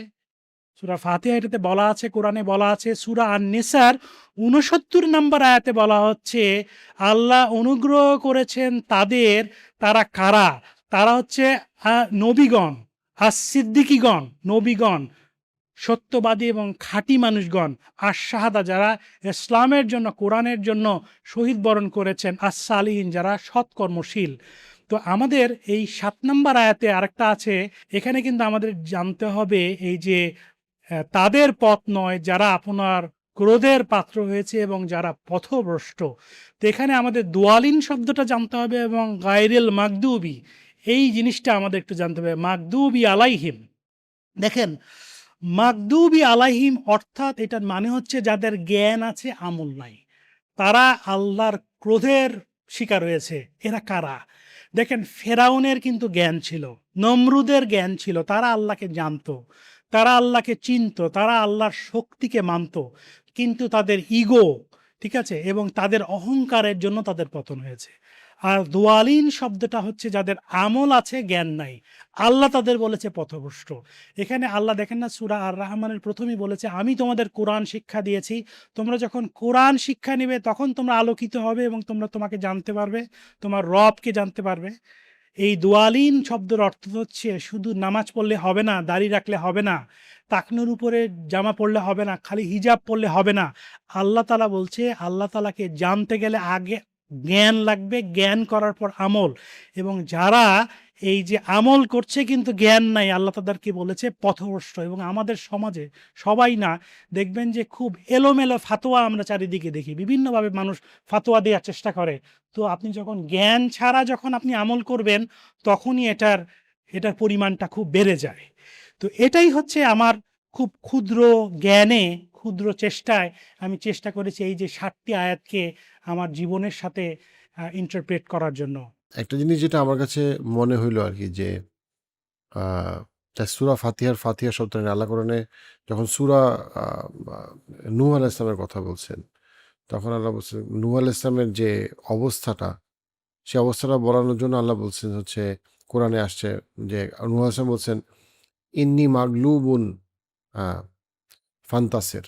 মানে হচ্ছে কি যে, মানে অবস্থাটা এমন নূহ আলাইহিস সালামের যে এত বছর ধরে উনি 950 বছর প্লাস করলেন, ওনার এলাকার লোকজন ওনাকে মেরে ফেলতে চাচ্ছে, ক্ষতি করতে চাচ্ছে, রিজেক্ট তো করছেই, তার মধ্যে ওনার নিজের স্ত্রী এবং সন্তানও ওনার সাথে কোঅপারেট করতেছে না, বা ওনার কথার সাথে একমত না আর কি।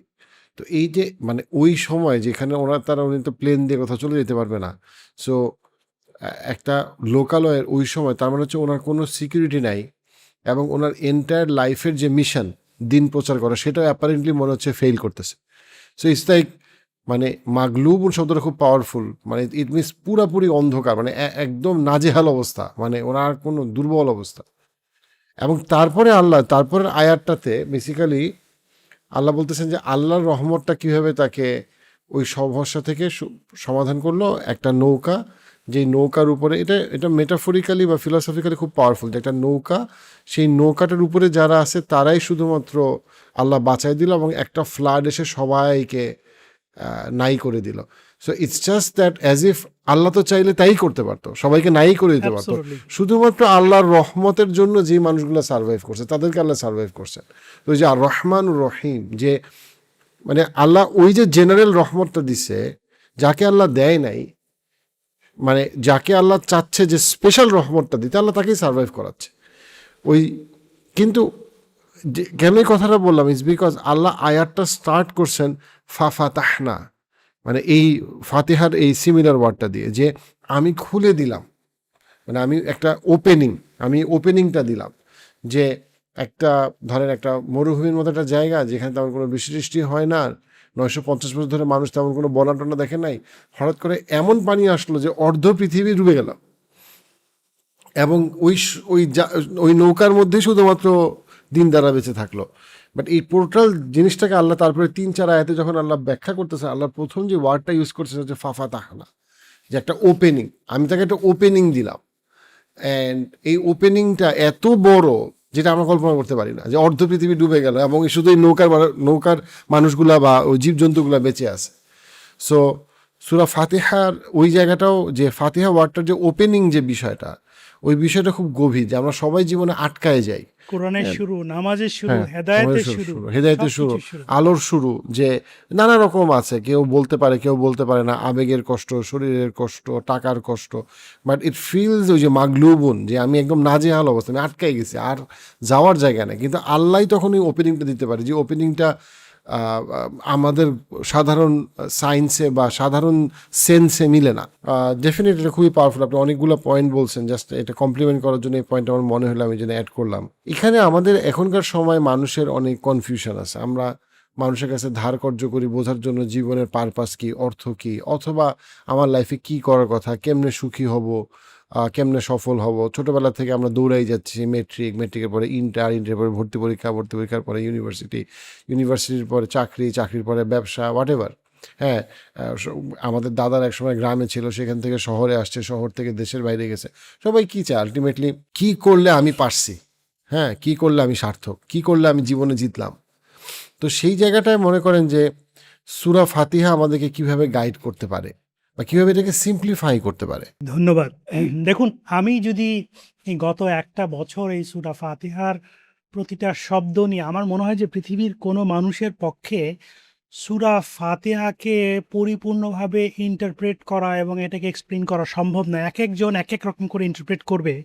তো এই যে সূরা ফাতিহা আমাকে কিভাবে, এটা আমার লার্নিংটা কি এবং আমার জীবনটাকে যদি বদলে দিয়েছে, আমি যদি একটু আমার এক্সপেরিয়েন্সটা শেয়ার করি। দেখেন, পেশাগতভাবে তো আমি একজন সাপ্লাই চেইন ট্রান্সফরমেশন স্পেশালিস্ট। সত্যিকার অর্থে আমি ইঞ্জিনিয়ারিং পড়েছি, ম্যানেজমেন্ট পড়েছি, ফাইন্যান্স শিখেছি, বড় বড় কোম্পানিতে কাজ করেছি। একটা সময় আমার মনে হতো এবং আমি ভাবতাম, আমার বিশ্বাস ছিল আমি মনে হয় অনেক কিছু বুঝি, সবার চেয়ে একটু বেশিই বুঝি।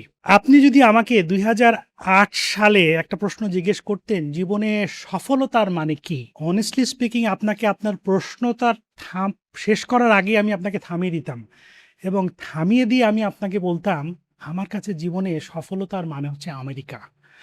আমার কাছে মনে হতো যে একটা মানুষের জীবন জন্মই হয়েছে আমেরিকা যাওয়ার জন্য এবং তার জীবন সফল সে শুধু যদি আমেরিকাটা পৌঁছাইতে পারে। আমার ধারণা ছিল আমি টিকিটটা কাইটে আমেরিকা যদি যেতে পারতাম, তাহলে মনে হয় আমার জীবনে আর কোনো টেনশন অথবা কোনো হতাশা কিছু নাই।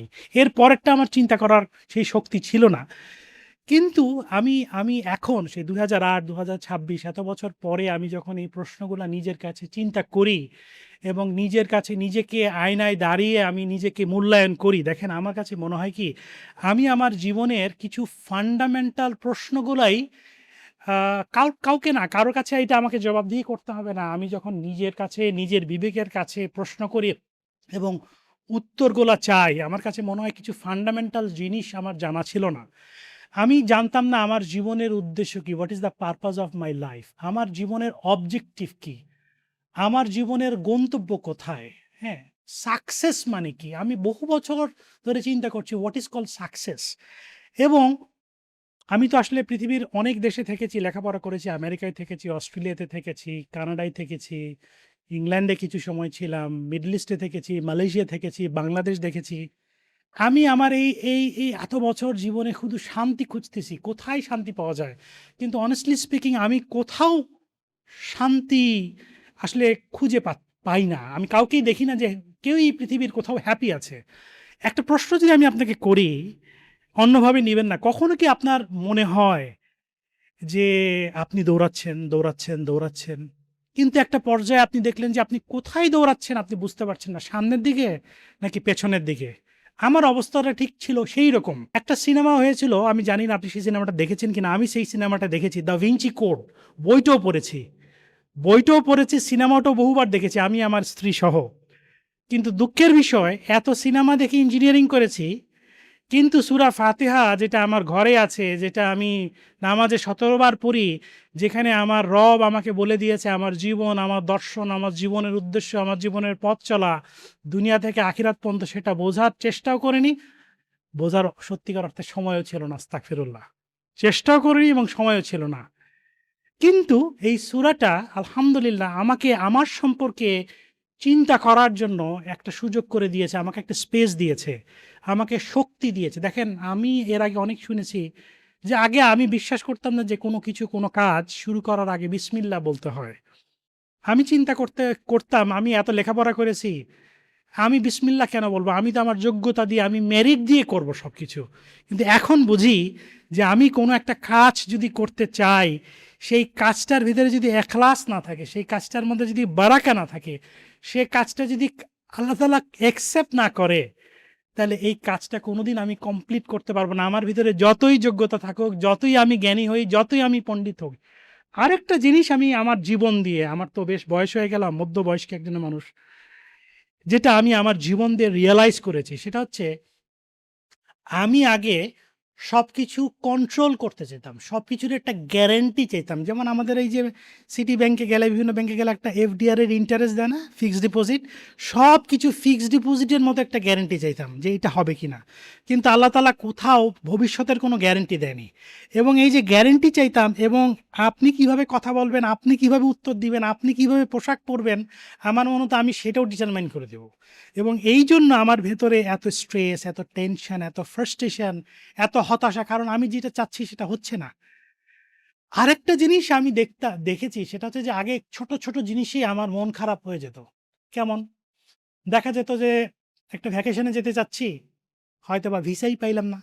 হয়তোবা একটা জমি কিনতে চাচ্ছি, জমিটা কিনে মাঝপথে আটকে গেল, জমিতে ভেজাল। হয়তোবা কোনো একটা মিটিংয়ে যাব, হয়তোবা ট্রাফিক জ্যামে আটকে গেলাম।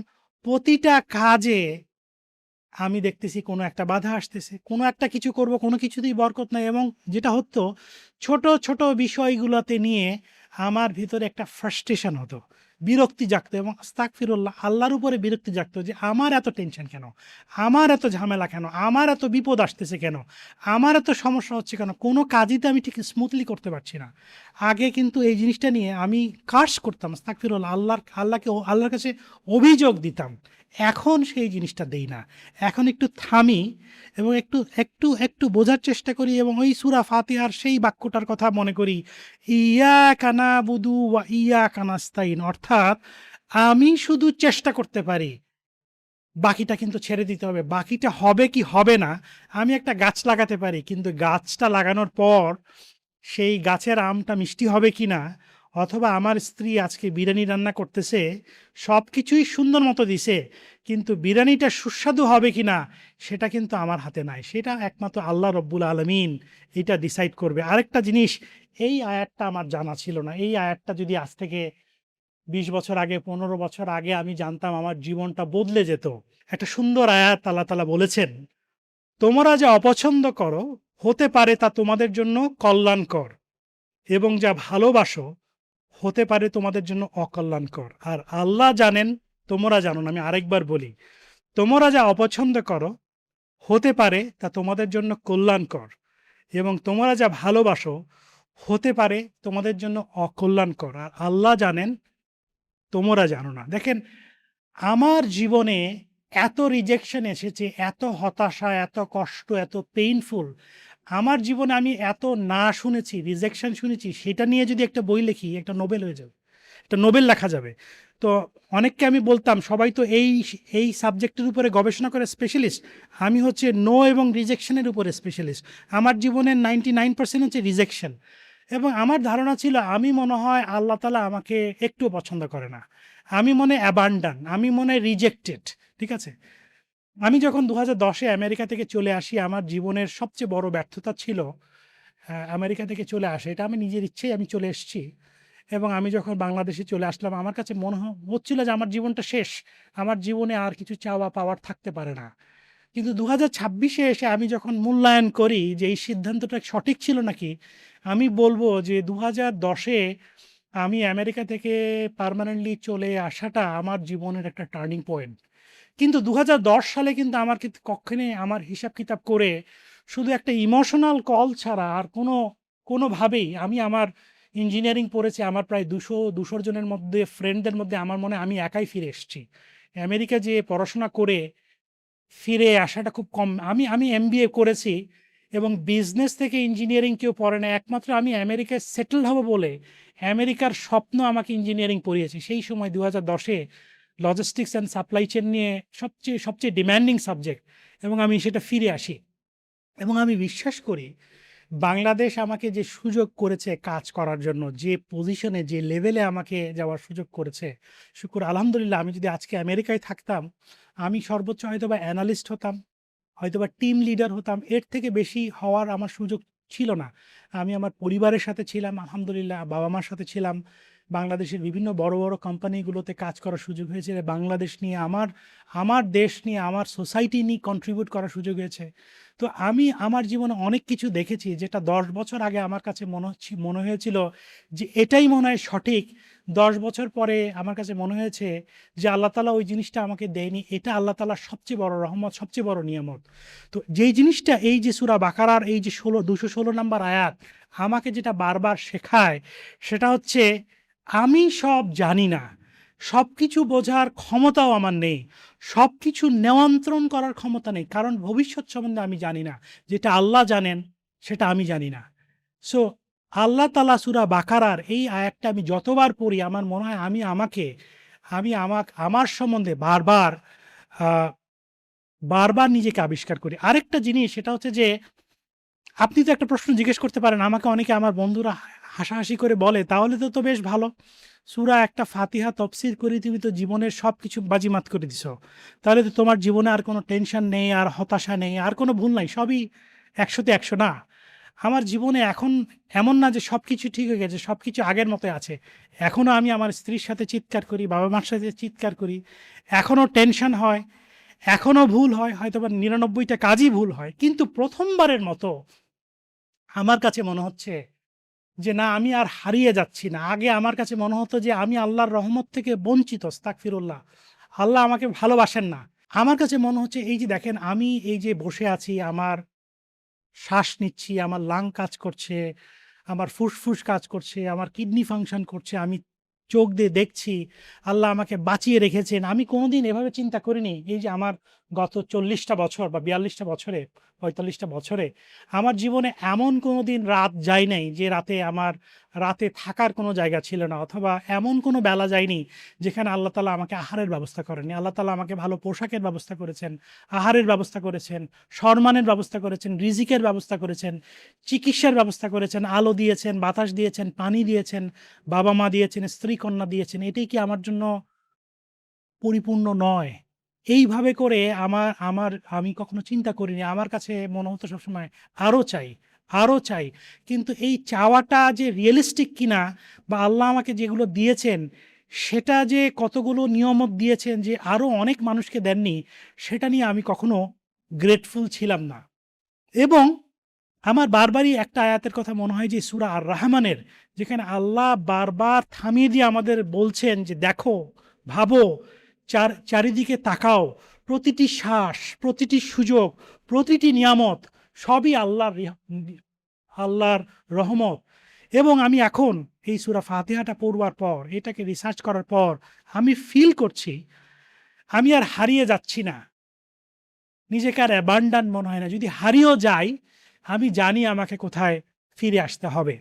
আপনি আরেকটা খুব ইন্টারেস্টিং কথা বলেছেন, এই যে বর্তমান সমাজ, যে আমাদের যারা ছেলেমেয়েরা বিদেশে লেখাপড়া করছে, সেকেন্ড জেনারেশন, থার্ড জেনারেশন, যারা আমেরিকায় আছে, অস্ট্রেলিয়াতে আছে, যারা বড় হচ্ছে, যে আমরা আসলে উই রিয়েলি ডোন্ট নো যে আমাদের জীবনের উদ্দেশ্যটা কি, আমাদের জীবনের পারপাসটা কি, অথবা আমাদের সেই সময়টা হয় নাই। দেখেন, আমি আমি স্বীকার করি আমাদের জীবনের একটা উদ্দেশ্য থাকে। আমরা এই যে ছোটবেলায় লিখেছি না, মেট্রিকে আমার একটা রচনা এসেছিল, what is the objective of your life. তখন আমরা লিখেছি ডাক্তার হব, ইঞ্জিনিয়ার হব। আমাদের জীবনের উদ্দেশ্য, দুটো উদ্দেশ্য, একটা শর্ট টার্ম, একটা লং টার্ম। শর্ট টার্মে আমাদের দুনিয়াতে আমাদের এডুকেশন, জব, মানি, ফ্যামিলি, টাকা পয়সা, ধন দৌলত, আমেরিকান পাসপোর্ট, বিয়ে শাদী, এগুলো এগুলো আমি কোনো দোষের কিছু দেখছি না, এগুলো সব ঠিক আছে। কিন্তু আমরা যদি বিশ্বাস করি আমি একজন মুসলমান, আমি যদি বিশ্বাস করি, আমি যদি দাবি করি আমি কোরআনকে যদি বিশ্বাস করি, তাহলে কিন্তু আপনাকে সূরা ফাতিহাকে বিশ্বাস করতে হবে। এবং আপনি যদি বলেন আপনি সূরা ফাতিহাকে বিশ্বাস করেন এবং সূরা ফাতিহাকে মানেন, তাহলে সূরা ফাতিহার প্রত্যেকটা আয়াতের একটা শব্দকেও আপনি অবিশ্বাস করলে হবে না। তাহলে সূরা ফাতিহার যে ৪ নম্বর আয়াতে বলা আছে যে মালিক ইয়াউমিদ্দিন, master of the day of the judgement, আমি বিচার দিনের মালিক, একদিন বিচার হবে, সেই বিচারে আমার সামনে দাঁড়াতে হবে, সেদিন কোনো ক্ষমতা, কোনো সম্পদ, কোনো পরিচয়, কোনো কিছুই কাজে আসবে না। তাহলে কিন্তু আপনাকে মানতে হবে সেই দিনের একমাত্র মালিক আল্লাহ, এবং আল্লাহর কাছে দাঁড়াতে হবে। তাহলে আমার পারপাস অফ লাইফটা কী হওয়া উচিত একজন মুসলমান হিসাবে? একজন মুসলমান যে কোরআনকে বিশ্বাস করে, সূরা ফাতিহাকে বিশ্বাস করে, মাই পারপাস অফ লাইফ আমার না, আমার, আপনার, প্রত্যেকটা মুসলমানের পারপাস অফ লাইফ হওয়া উচিত prepare for the day of the judgment, মানে আমাদেরকে এই পৃথিবীতে বিচার দিনের জন্য নিজেকে প্রস্তুত করতে হবে। এবং এই দুনিয়াটা হচ্ছে এই প্রস্তুতের ক্ষেত্র, এক্সাম ফিল্ড, এবং সে পরীক্ষায় পৌঁছাইতে পারলেই আমি জান্নাতে পৌঁছাতে পারবো। এবং আমার অবজেক্টিভ কি?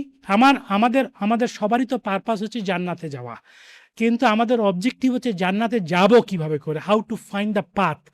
আপনাকে সিরাতুল মুস্তাকিমের পথটা খুঁজে বের করতে হবে, যেটা আপনাকে নিয়ে যাবে জান্নাতে। এখন আমি যদি নিজেকে একটু বিশ্লেষণ করি, নিজেকে একটু ক্রিটিসাইজ করি, সেলফ ক্রিটিসাইজ, আপনি যদি আমাকে যদি বলেন যে আমার আইডল কার, আমার লাইফে আইডল কার, দেখেন আমি তো অনেক বই পড়েছি আমার জীবনে। আমার আমার বাবা যেহেতু বই বই পড়তেন, আমাদের একটা লাইব্রেরি ছিল, আমি সেই ১০ বছর বয়স থেকে বই পড়েছি। আমার আইডল হচ্ছে পিটার ড্রুকার, আমি পিটার ড্রুকারের প্রায় সব বই পড়েছি। আমার আইডল হচ্ছে টনি রবিনসন, আমার আইডল হচ্ছে রবার্ট কাওয়াসাকি। সেই যে আমি সবসময় গর্ব করতাম, আমি বই পড়েছি রিচ ড্যাড পোর ড্যাড অথবা ডেল কার্নেগির বই। ঠিক আছে, আপনি যদি আমাকে জিজ্ঞেস করেন আপনি অবসর সময় কি করেন, আমি ফেসবুকিং করি আর ইউটিউব চালাই। ইউটিউবে কি দেখি? দেখেন, যদিও একটু হাস্যকর মনে হবে, আমি ইউটিউবে দেখি শাহরুখ খানের লাইফস্টাইল, আমি ইউটিউবে দেখি আম্বানিদের ফ্যামিলি উইডিং। কিন্তু আমি এখন প্রশ্ন করি, এই যে আমি যে বইগুলো পড়লাম, পিটার ড্রুকার, টনি রবিনসন, এটা হয়তো বা আমাকে আমার শর্ট টার্ম একটা সাকসেস দিয়েছে, আমার লেখাপড়া, চাকরি বাকরি, অথবা এই যে আমি ইউটিউবিং করি।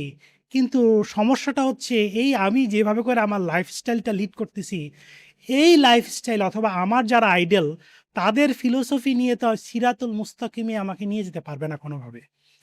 আপনাকে আমি একটা এক্সাম্পল দিই। আমি যেহেতু গাড়ি চালাতে ভালোবাসি, আপনি ধরেন আমেরিকার একটা রাস্তায়, টেক্সাসের রাস্তায় গাড়ি চালাচ্ছেন। এখন আপনি আপনার বোনকে দেখতে সাউথ ক্যারোলিনা যাবেন। তাহলে আপনাকে তো একটা হাইওয়েতে গাড়ি চালাতে হবে। এখন আপনি কোন হাইওয়েতে যাবেন? কারণ হাইওয়েতে না উঠলে তো আপনি যেতে পারবেন না আপনার বোনের কাছে। তো এখন টেক্সাসের রাস্তায় তো অনেকগুলো হাইওয়ে আছে, I-20 আছে, I-30 আছে, I-45 আছে। কোন রাস্তাটা, কোন হাইওয়েতে গেলে সেই আপনাকে বোনের বাড়িতে নিয়ে যাবে সাউথ ক্যারোলিনায়? আপনাকে এক্স্যাক্টলি I-20 যেতে হবে। তাহলে আপনি টেক্সাস থেকে, যদি ভুল না করে থাকি, I-20 সাউথ ক্যারোলিনা চলে যাবেন। এখন যদি আপনি ভুল করে I-30 যান, তাহলে ডালাস ফোর্ট ওয়ার্থ হয়ে আপনাকে নিয়ে যাবে আরাকানসাসের দিকে। আপনি যদি I-45 যান, তাহলে হয়তো বা এটা আপনাকে হিউস্টন হয়ে ডালাসের দিকে নিয়ে যাবে। আরেকটা এক্সাম্পল দিই, ধরেন আপনি আপনি তো লন্ডন শহরে ছিলেন। লন্ডনে ধরেন লন্ডন ভিক্টোরিয়া ট্রেন স্টেশনে আসছেন, আপনি আপনার বোনের বাড়িতে বেড়াতে যাবেন ম্যানচেস্টার অথবা যে কোনো একটা শহরে যাবেন, ওখানে তো 2টা ট্রেন আছে, একটা হচ্ছে সেন্ট্রাল ট্রেন, একটা ডিস্ট্রিক্ট ট্রেন। এখন কোন ট্রেনটা ধরবেন? এখন ভুলক্রমে আপনি সেন্ট্রাল ট্রেনটা ধরলেন, 2 ঘন্টা যাওয়ার পর আপনি দেখলেন শহরের মাঝখান থেকেই চক্কর খাওয়াচ্ছে। তো এখন এই যে 2 ঘন্টা যে আমি ঘুরলাম, আমাকে কিন্তু এই বার্মিংহাম ম্যানচেস্টার, কারণ আমি ভুল ট্রেনে আসছি। তাহলে এখন আমি যেটা দেখতেছি, আমার জীবনের এই পুরো জীবনটা পার করে দিলাম, আমি এখন দেখতে চাচ্ছি যে আমি আমার গন্তব্যর কত কাছাকাছি। আমি দেখতাম আমার পুরো যে যাত্রাপথ, জার্নি, এই পুরো জার্নিটাই ভুল। তাহলে এখন এই যে সিরাতাল মুস্তাকিমে যেতে হবে, যেটা আমার পারপাস অফ মাই লাইফ অথবা অবজেক্টিভ, তো এই সিরাতাল মুস্তাকিমে যাওয়ার জন্য আমাদের 4টা কাজ করতে হবে, যেটা আমি অলরেডি বলেছি। যে আমাদের দেখতে হবে আমাদের যে নবীগণ যারা আছেন তাদের লাইফস্টাইলটা সম্বন্ধে আমাদের একটু গবেষণা করতে হবে। যেটা আমি তো এখন পিটার ডুকারের বই পড়ছি। পিটার ড্রুকার তো সিরাতুল মুস্তাকিমের পথ সম্বন্ধে কিছু বলে না। আমাদের প্যারা নবী হযরত মুহাম্মদ মুস্তাফা সাল্লাল্লাহু আলাইহি সাল্লাম, পিস বি আপন হিম, উনার যে লাইফস্টাইল, উনি দেখেন ওনার বই পড়লে দেখা যায় উনি ব্যবসা করছেন, উনি রাজনীতি করছেন, উনি দেশ চালাইছেন, উনি বাবা ছিলেন, উনি স্বামী ছিলেন, ঠিক আছে? উনি উনি প্রত্যেকটা এরিয়াতে ওনার কন্ট্রিবিউট করছেন, এবং ওনার লাইফস্টাইলটা আমাদের ফলো করতে হবে। ওনার জীবনযাত্রাটা কেমন ছিল ওইটাকে রি-ইঞ্জিনিয়ারিং করার দরকার নেই, কারণ ওইটা আল্লাহ প্রেরিত একটা মডেল। আমরা কি ওই লাইফটা ফলো করি? বা আমি যদি আমাকে নিজে প্রশ্ন করি, আমি কি ওই লাইফটা কোনোদিন ফলো করার চেষ্টা করেছি? আমি তো চিন্তাই করি নাই। সিদ্দিকিন কারা? ইসলামে বলা আছে, ইসলামে আবু বকর রাদিয়াল্লাহু আনহু ইসলামের প্রথম খলিফা। আমি তার সম্বন্ধে একটা বইও পড়ি নাই। আর শাহাদা, যারা শাহাদা বরণ করেছেন, যে হযরত হামজা ইবনে আব্দুল মুত্তালিব, হ্যাঁ, ইসলামে যাকে বলা হয় বীর মুক্তিযোদ্ধা এবং শহীদদের নেতা, অথবা সালিহিন, আমার নাম সালিহিন, ফেরদৌস সালিহিন, কিন্তু হযরত ওসমান রাদিয়াল্লাহু আনহু যে ইসলামের 3য় খলিফা, তাদের সম্বন্ধে কি আমার কোনো নলেজ আছে? আমার কোনো নলেজই নাই। আমি এত বই পড়েছি, সুনীল চোপড়ার 529 পাতার বই আমি 12বার পড়েছি, কিন্তু এই যাদের নাম বললাম তাদের লাইফস্টাইল সম্বন্ধে আমি কোনো কিছুই জানি না। তাহলে আপনি আমাকে যদি বলেন যে জীবনের সাফল্যের আসল মানে কি, হোয়াট ইজ কল সাকসেস, আমি তো ভালো খারাপ America, Australia, Canada, England, Europe, middle east, Bangladesh সবই দেখলাম। দেখেন, সাধারণত আমরা যে বড় হই, আমাদের সফলতাকে মাপা হয় কয়েকটা জিনিস দিয়ে। সেটা হচ্ছে যে টাকা পয়সা, ক্ষমতা, পদ পদবি, এই স্ট্যাটাস দিয়ে। আপনি ডাইরেক্টর হইলেন কিনা, ইঞ্জিনিয়ার হইলেন কিনা, আপনার কি গুলশানে একটা ফ্ল্যাট আছে কিনা, আপনি স্যুট টাই পরলেন কিনা, আপনি বিজনেস ক্লাসে ট্রাভেল করলেন কিনা। আমি এটাতে কোনো দোষের কিছু দেখছি না, কিন্তু এটা শর্ট টার্ম।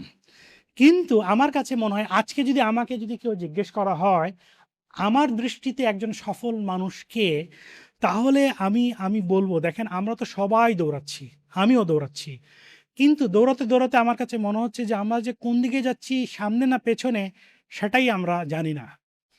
আমাদের জীবনে দেখেন টাকা পয়সা দরকার আছে, সব কিছুরই দরকার আছে, এডুকেশন দরকার আছে, কিন্তু আমার যেটা আমি ফিল করি যে আমাদের জীবনে সব কিছুই দরকার, কিন্তু অতিরিক্ত কোনো কিছুই ভালো না। যেমন আমি খুব খেতে পছন্দ করি, আলহামদুলিল্লাহ, কিন্তু যদি আপনি বেশি খান, দেখবেন আপনার ডায়াবেটিস হয়ে গেছে, আপনার অতিরিক্ত মেদ হবে, আপনার হার্টের অসুখ হবে। ঠিক তেমনি আপনার যদি অতিরিক্ত এডুকেশন থাকে, লেখাপড়া আপনি বেশি করেন, দেখবেন আপনার ভেতরে একটা অহংকার জেগে গেছে। আপনার ভেতরে যদি অতিরিক্ত টাকা পয়সা হয়, আপনি দেখবেন আপনার ভিতরে এক ধরনের একটা অ্যারোগ্যান্সি চলে আসে, যেটা বডিতে রিফ্লেক্ট করে। আপনার যখন ক্ষমতা বেশি হয়, দেখবেন আপনি অটোক্রেটিক হয়ে গেছেন। আমরা বাংলাদেশে দেখেছি, আমাদের ব্যবসায়ীদের দেখেছি, পৃথিবীর বিভিন্ন পলিটিক্যাল লিডারদের দেখেছি, ক্ষমতার দম্ভ। আল্লাহ তাআলা তো পৃথিবীর সবচেয়ে তার সৃষ্টি, আল্লাহ তাআলা তো চাইলে কোরআনের শুরু করতে পারতেন তার ক্ষমতার এক্সপ্লানেশন দিয়ে। আল্লাহ তাআলা কিন্তু পবিত্র কোরআনে কোথাও তার ক্ষমতার কথা দিয়ে শুরু করেন নাই। আল্লাহ তাআলা আহ, আল্লাহ তাআলা তার রহমান, তার রহিম, আল্লাহ তাআলা যে তার কত করুণা, পরম করুণাময়, সেটা দিয়ে শুরু করেছেন। তাহলে আল্লাহ তাআলা যিনি পৃথিবী সৃষ্টি করেছেন, এই জগৎ সৃষ্টি করেছেন, তিনি তার ক্ষমতার দিয়ে কোরআন শুরু করেন নাই। আমরা মানুষ এই ক্ষুদ্র একটা পিএইচডি ডিগ্রি, কিছু টাকা, কিছু ব্যাংক ব্যালেন্স দিয়ে আমরা ক্ষমতার দম্ভ দেখাই। তো আমার দৃষ্টিতে সেই একজন সফল মানুষ যে জানে তাকে কোথায় থামতে হবে। আপনি যদি জানেন where you will stop in your life, তাহলে আমি বলবো সেই একজন সফল মানুষ। কারণ আমরা এই ক্ষমতার লোভে, টাকার লোভে, অর্থের লোভে, প্রতিপত্তির লোভে এই সিরাতুল মুস্তাকিমের দিক থেকে দূরে সরে যাচ্ছি। আমাদের ভ্যালুজ, আমাদের এথিক্স, আমাদের মরাল ক্যাম্পাস, আমাদের জাজমেন্ট থেকে আমরা দূরে সরে যাচ্ছি। আরেকটা জিনিস আপনি জিজ্ঞেস করেছেন, সেটা হচ্ছে মানুষ সত্যিকারের শান্তি কোথায় খুঁজে পায়। দেখেন, কোরআনের আমি আলহামদুলিল্লাহ আমার সুযোগ হয়েছে এবং আমি চেষ্টা করছি, এটি আমার এখন প্যাশন, অবসেশন, কোরআনটাকে খুঁটিয়ে খুঁটিয়ে রিসার্চ করার। কোনো আয়াত, কোনো শব্দ এখন পর্যন্ত কোথাও আল্লাহ তাআলা দেননি যেটা স্বয়ংক্রিয়ভাবে পরিপূর্ণভাবে গ্যারেন্টি দেয় যে এইটা করলে তুমি পৃথিবীতে একবারে পরিপূর্ণ শান্তি। কারণ শান্তির এই পার্টটা আল্লাহ তাআলা দুনিয়াতে রাখে নাই, ওই পরকালের জন্য রাখছেন। এই দুনিয়াতে রাখছেন, দুনিয়াটা হচ্ছে একটা এক্সামে, দুনিয়াটা হচ্ছে একটা পরীক্ষা। এবং আল্লাহ তাআলা সূরা বাকারার 155 নম্বর আয়াতে বলে দিছেন, আমি তোমাকে ক্ষুধা দিয়ে, ভয় দিয়ে, ক্ষতি দিয়ে পরীক্ষা করব। দেখো, জিনিসটা হচ্ছে এক একজনের জন্য কিন্তু পরীক্ষাটা এক এক রকম। আপনার 100 কোটি টাকা আছে, এইটা আপনার একটা পরীক্ষা, কারণ আপনি এই টাকাটা কিভাবে খরচ করবেন। আমার কাছে টাকা নাই, আমার অভাব, এবং আমার এই যে অভাবের মধ্যে দিয়ে আমি আল্লাহকে কিভাবে স্মরণ করবো, এটা আমার একটা পরীক্ষা। আপনার টাকা আছে কিন্তু স্বাস্থ্য নাই, এটা আপনার জন্য একটা পরীক্ষা। আবার দেখা যাবে যে কারো স্ত্রী মারা গেছে, কারো বাবা মা মারা গেছে।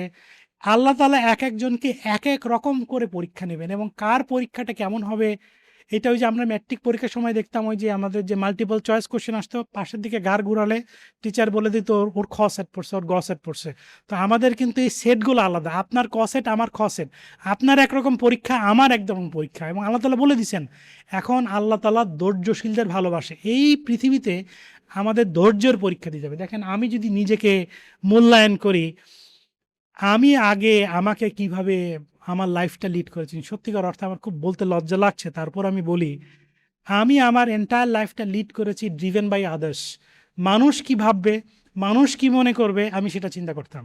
সারা জীবন আমি চিন্তা করেছি উপরে ওঠার জন্য বসকে কিভাবে তেল দেবো, এইভাবে স্মৃতি করবো না ওভাবে স্মৃতি করবো, আমার বস কোন কালারের স্যুট পরে যায়, টাই পরে, উনি টাই পছন্দ করার পরে আমিও টাই পরতাম, ঠিক আছে, উনি এইভাবে পছন্দ করার পরে আমি এইভাবে করতাম।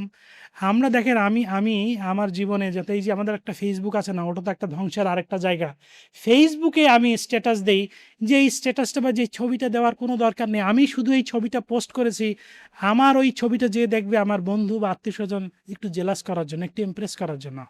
আমি আমার জীবনে আজকে পর্যন্ত যে বসে আছি, আমি এমন কোনো কাজ করে নাই আমার রবকে, আমার মালিককে খুশি করার জন্য। ইভেন আমাকে খুশি করার জন্য আমি কিছু করি নাই।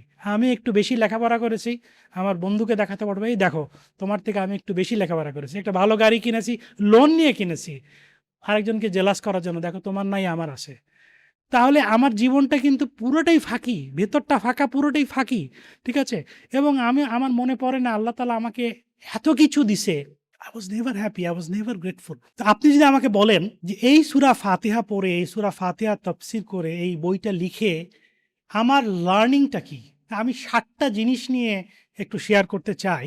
সত্যিকারের শান্তি খুঁজে পাওয়ার জন্য আমার নিজস্ব মনে হয় সূরা ফাতিহা থেকে 7টা লার্নিং আছে।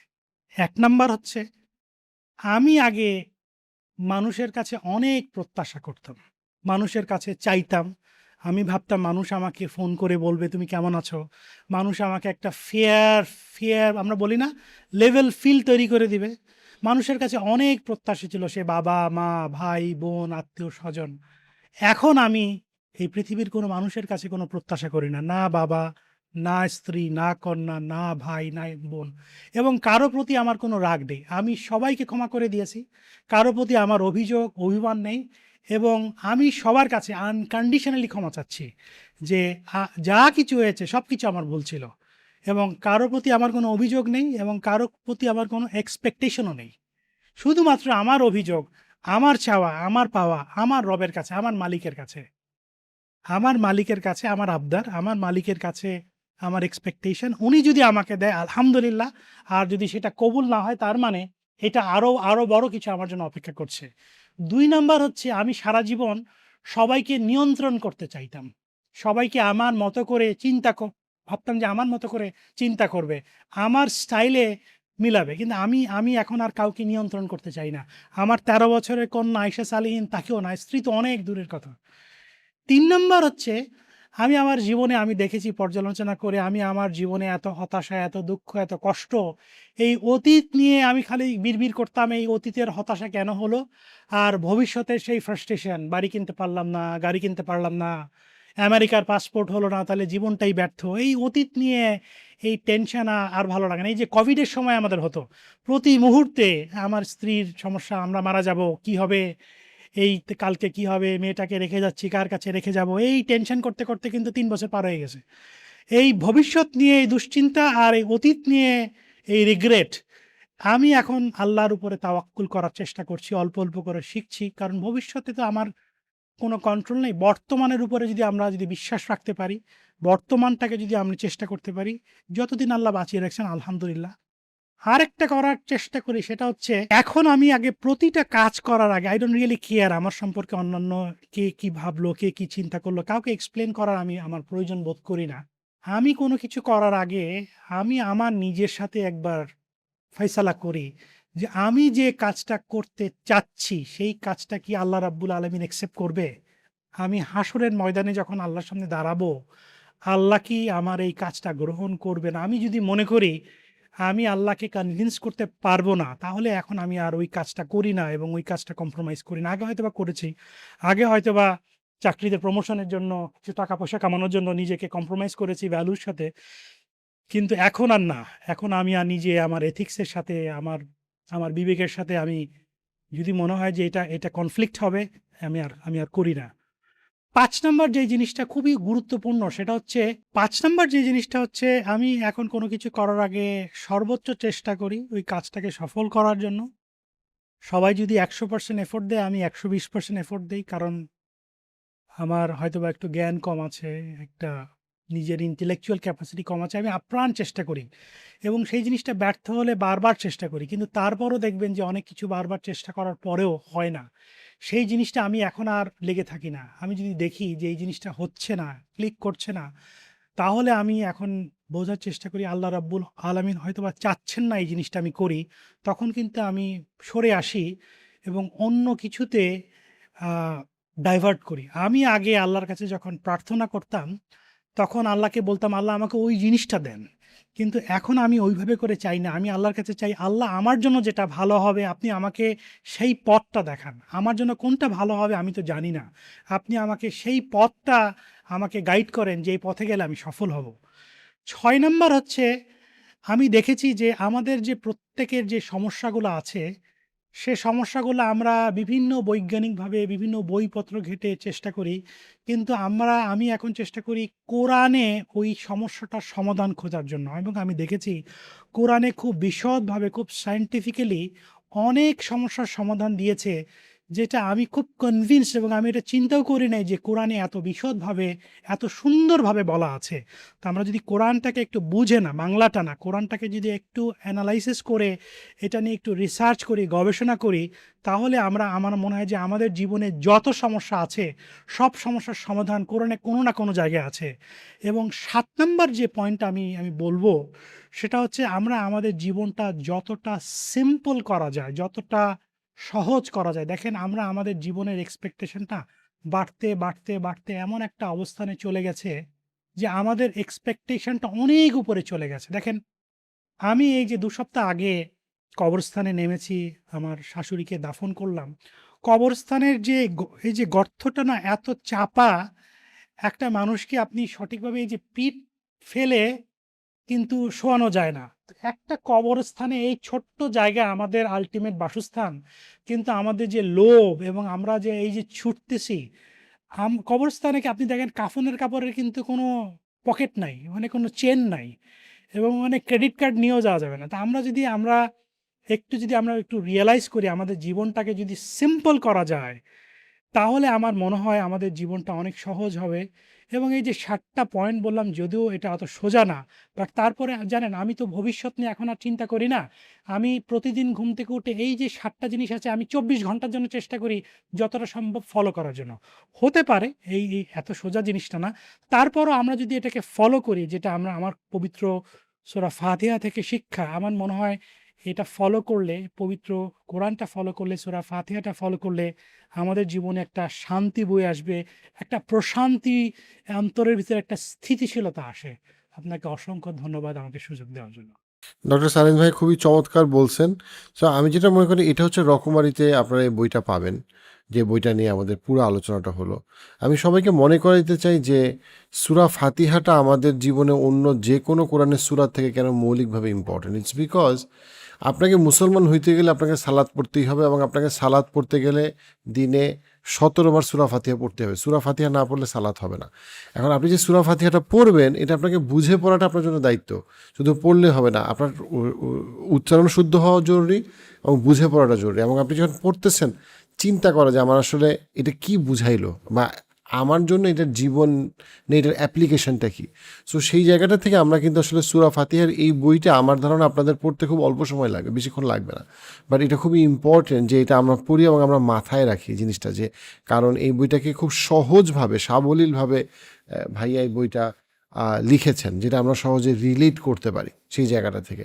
তো ভাইয়াকে আবারও অসংখ্য ধন্যবাদ আপনার এই অত্যন্ত ব্যস্ত সময়ের মধ্যে এই সময় এটা বের করে আমাদের সাথে পডকাস্টটা করার জন্য। এবং খুবই আশাবাদী যে এটা অনেক মানুষকে তার ইহকাল এবং পরকালের জীবনে তাদের জন্য এই বইটা অনেক হেল্প করবে, এবং এই আলোচনাটা অনেক হেল্প করবে ইনশাআল্লাহ। ধন্যবাদ। আসসালামু আলাইকুম।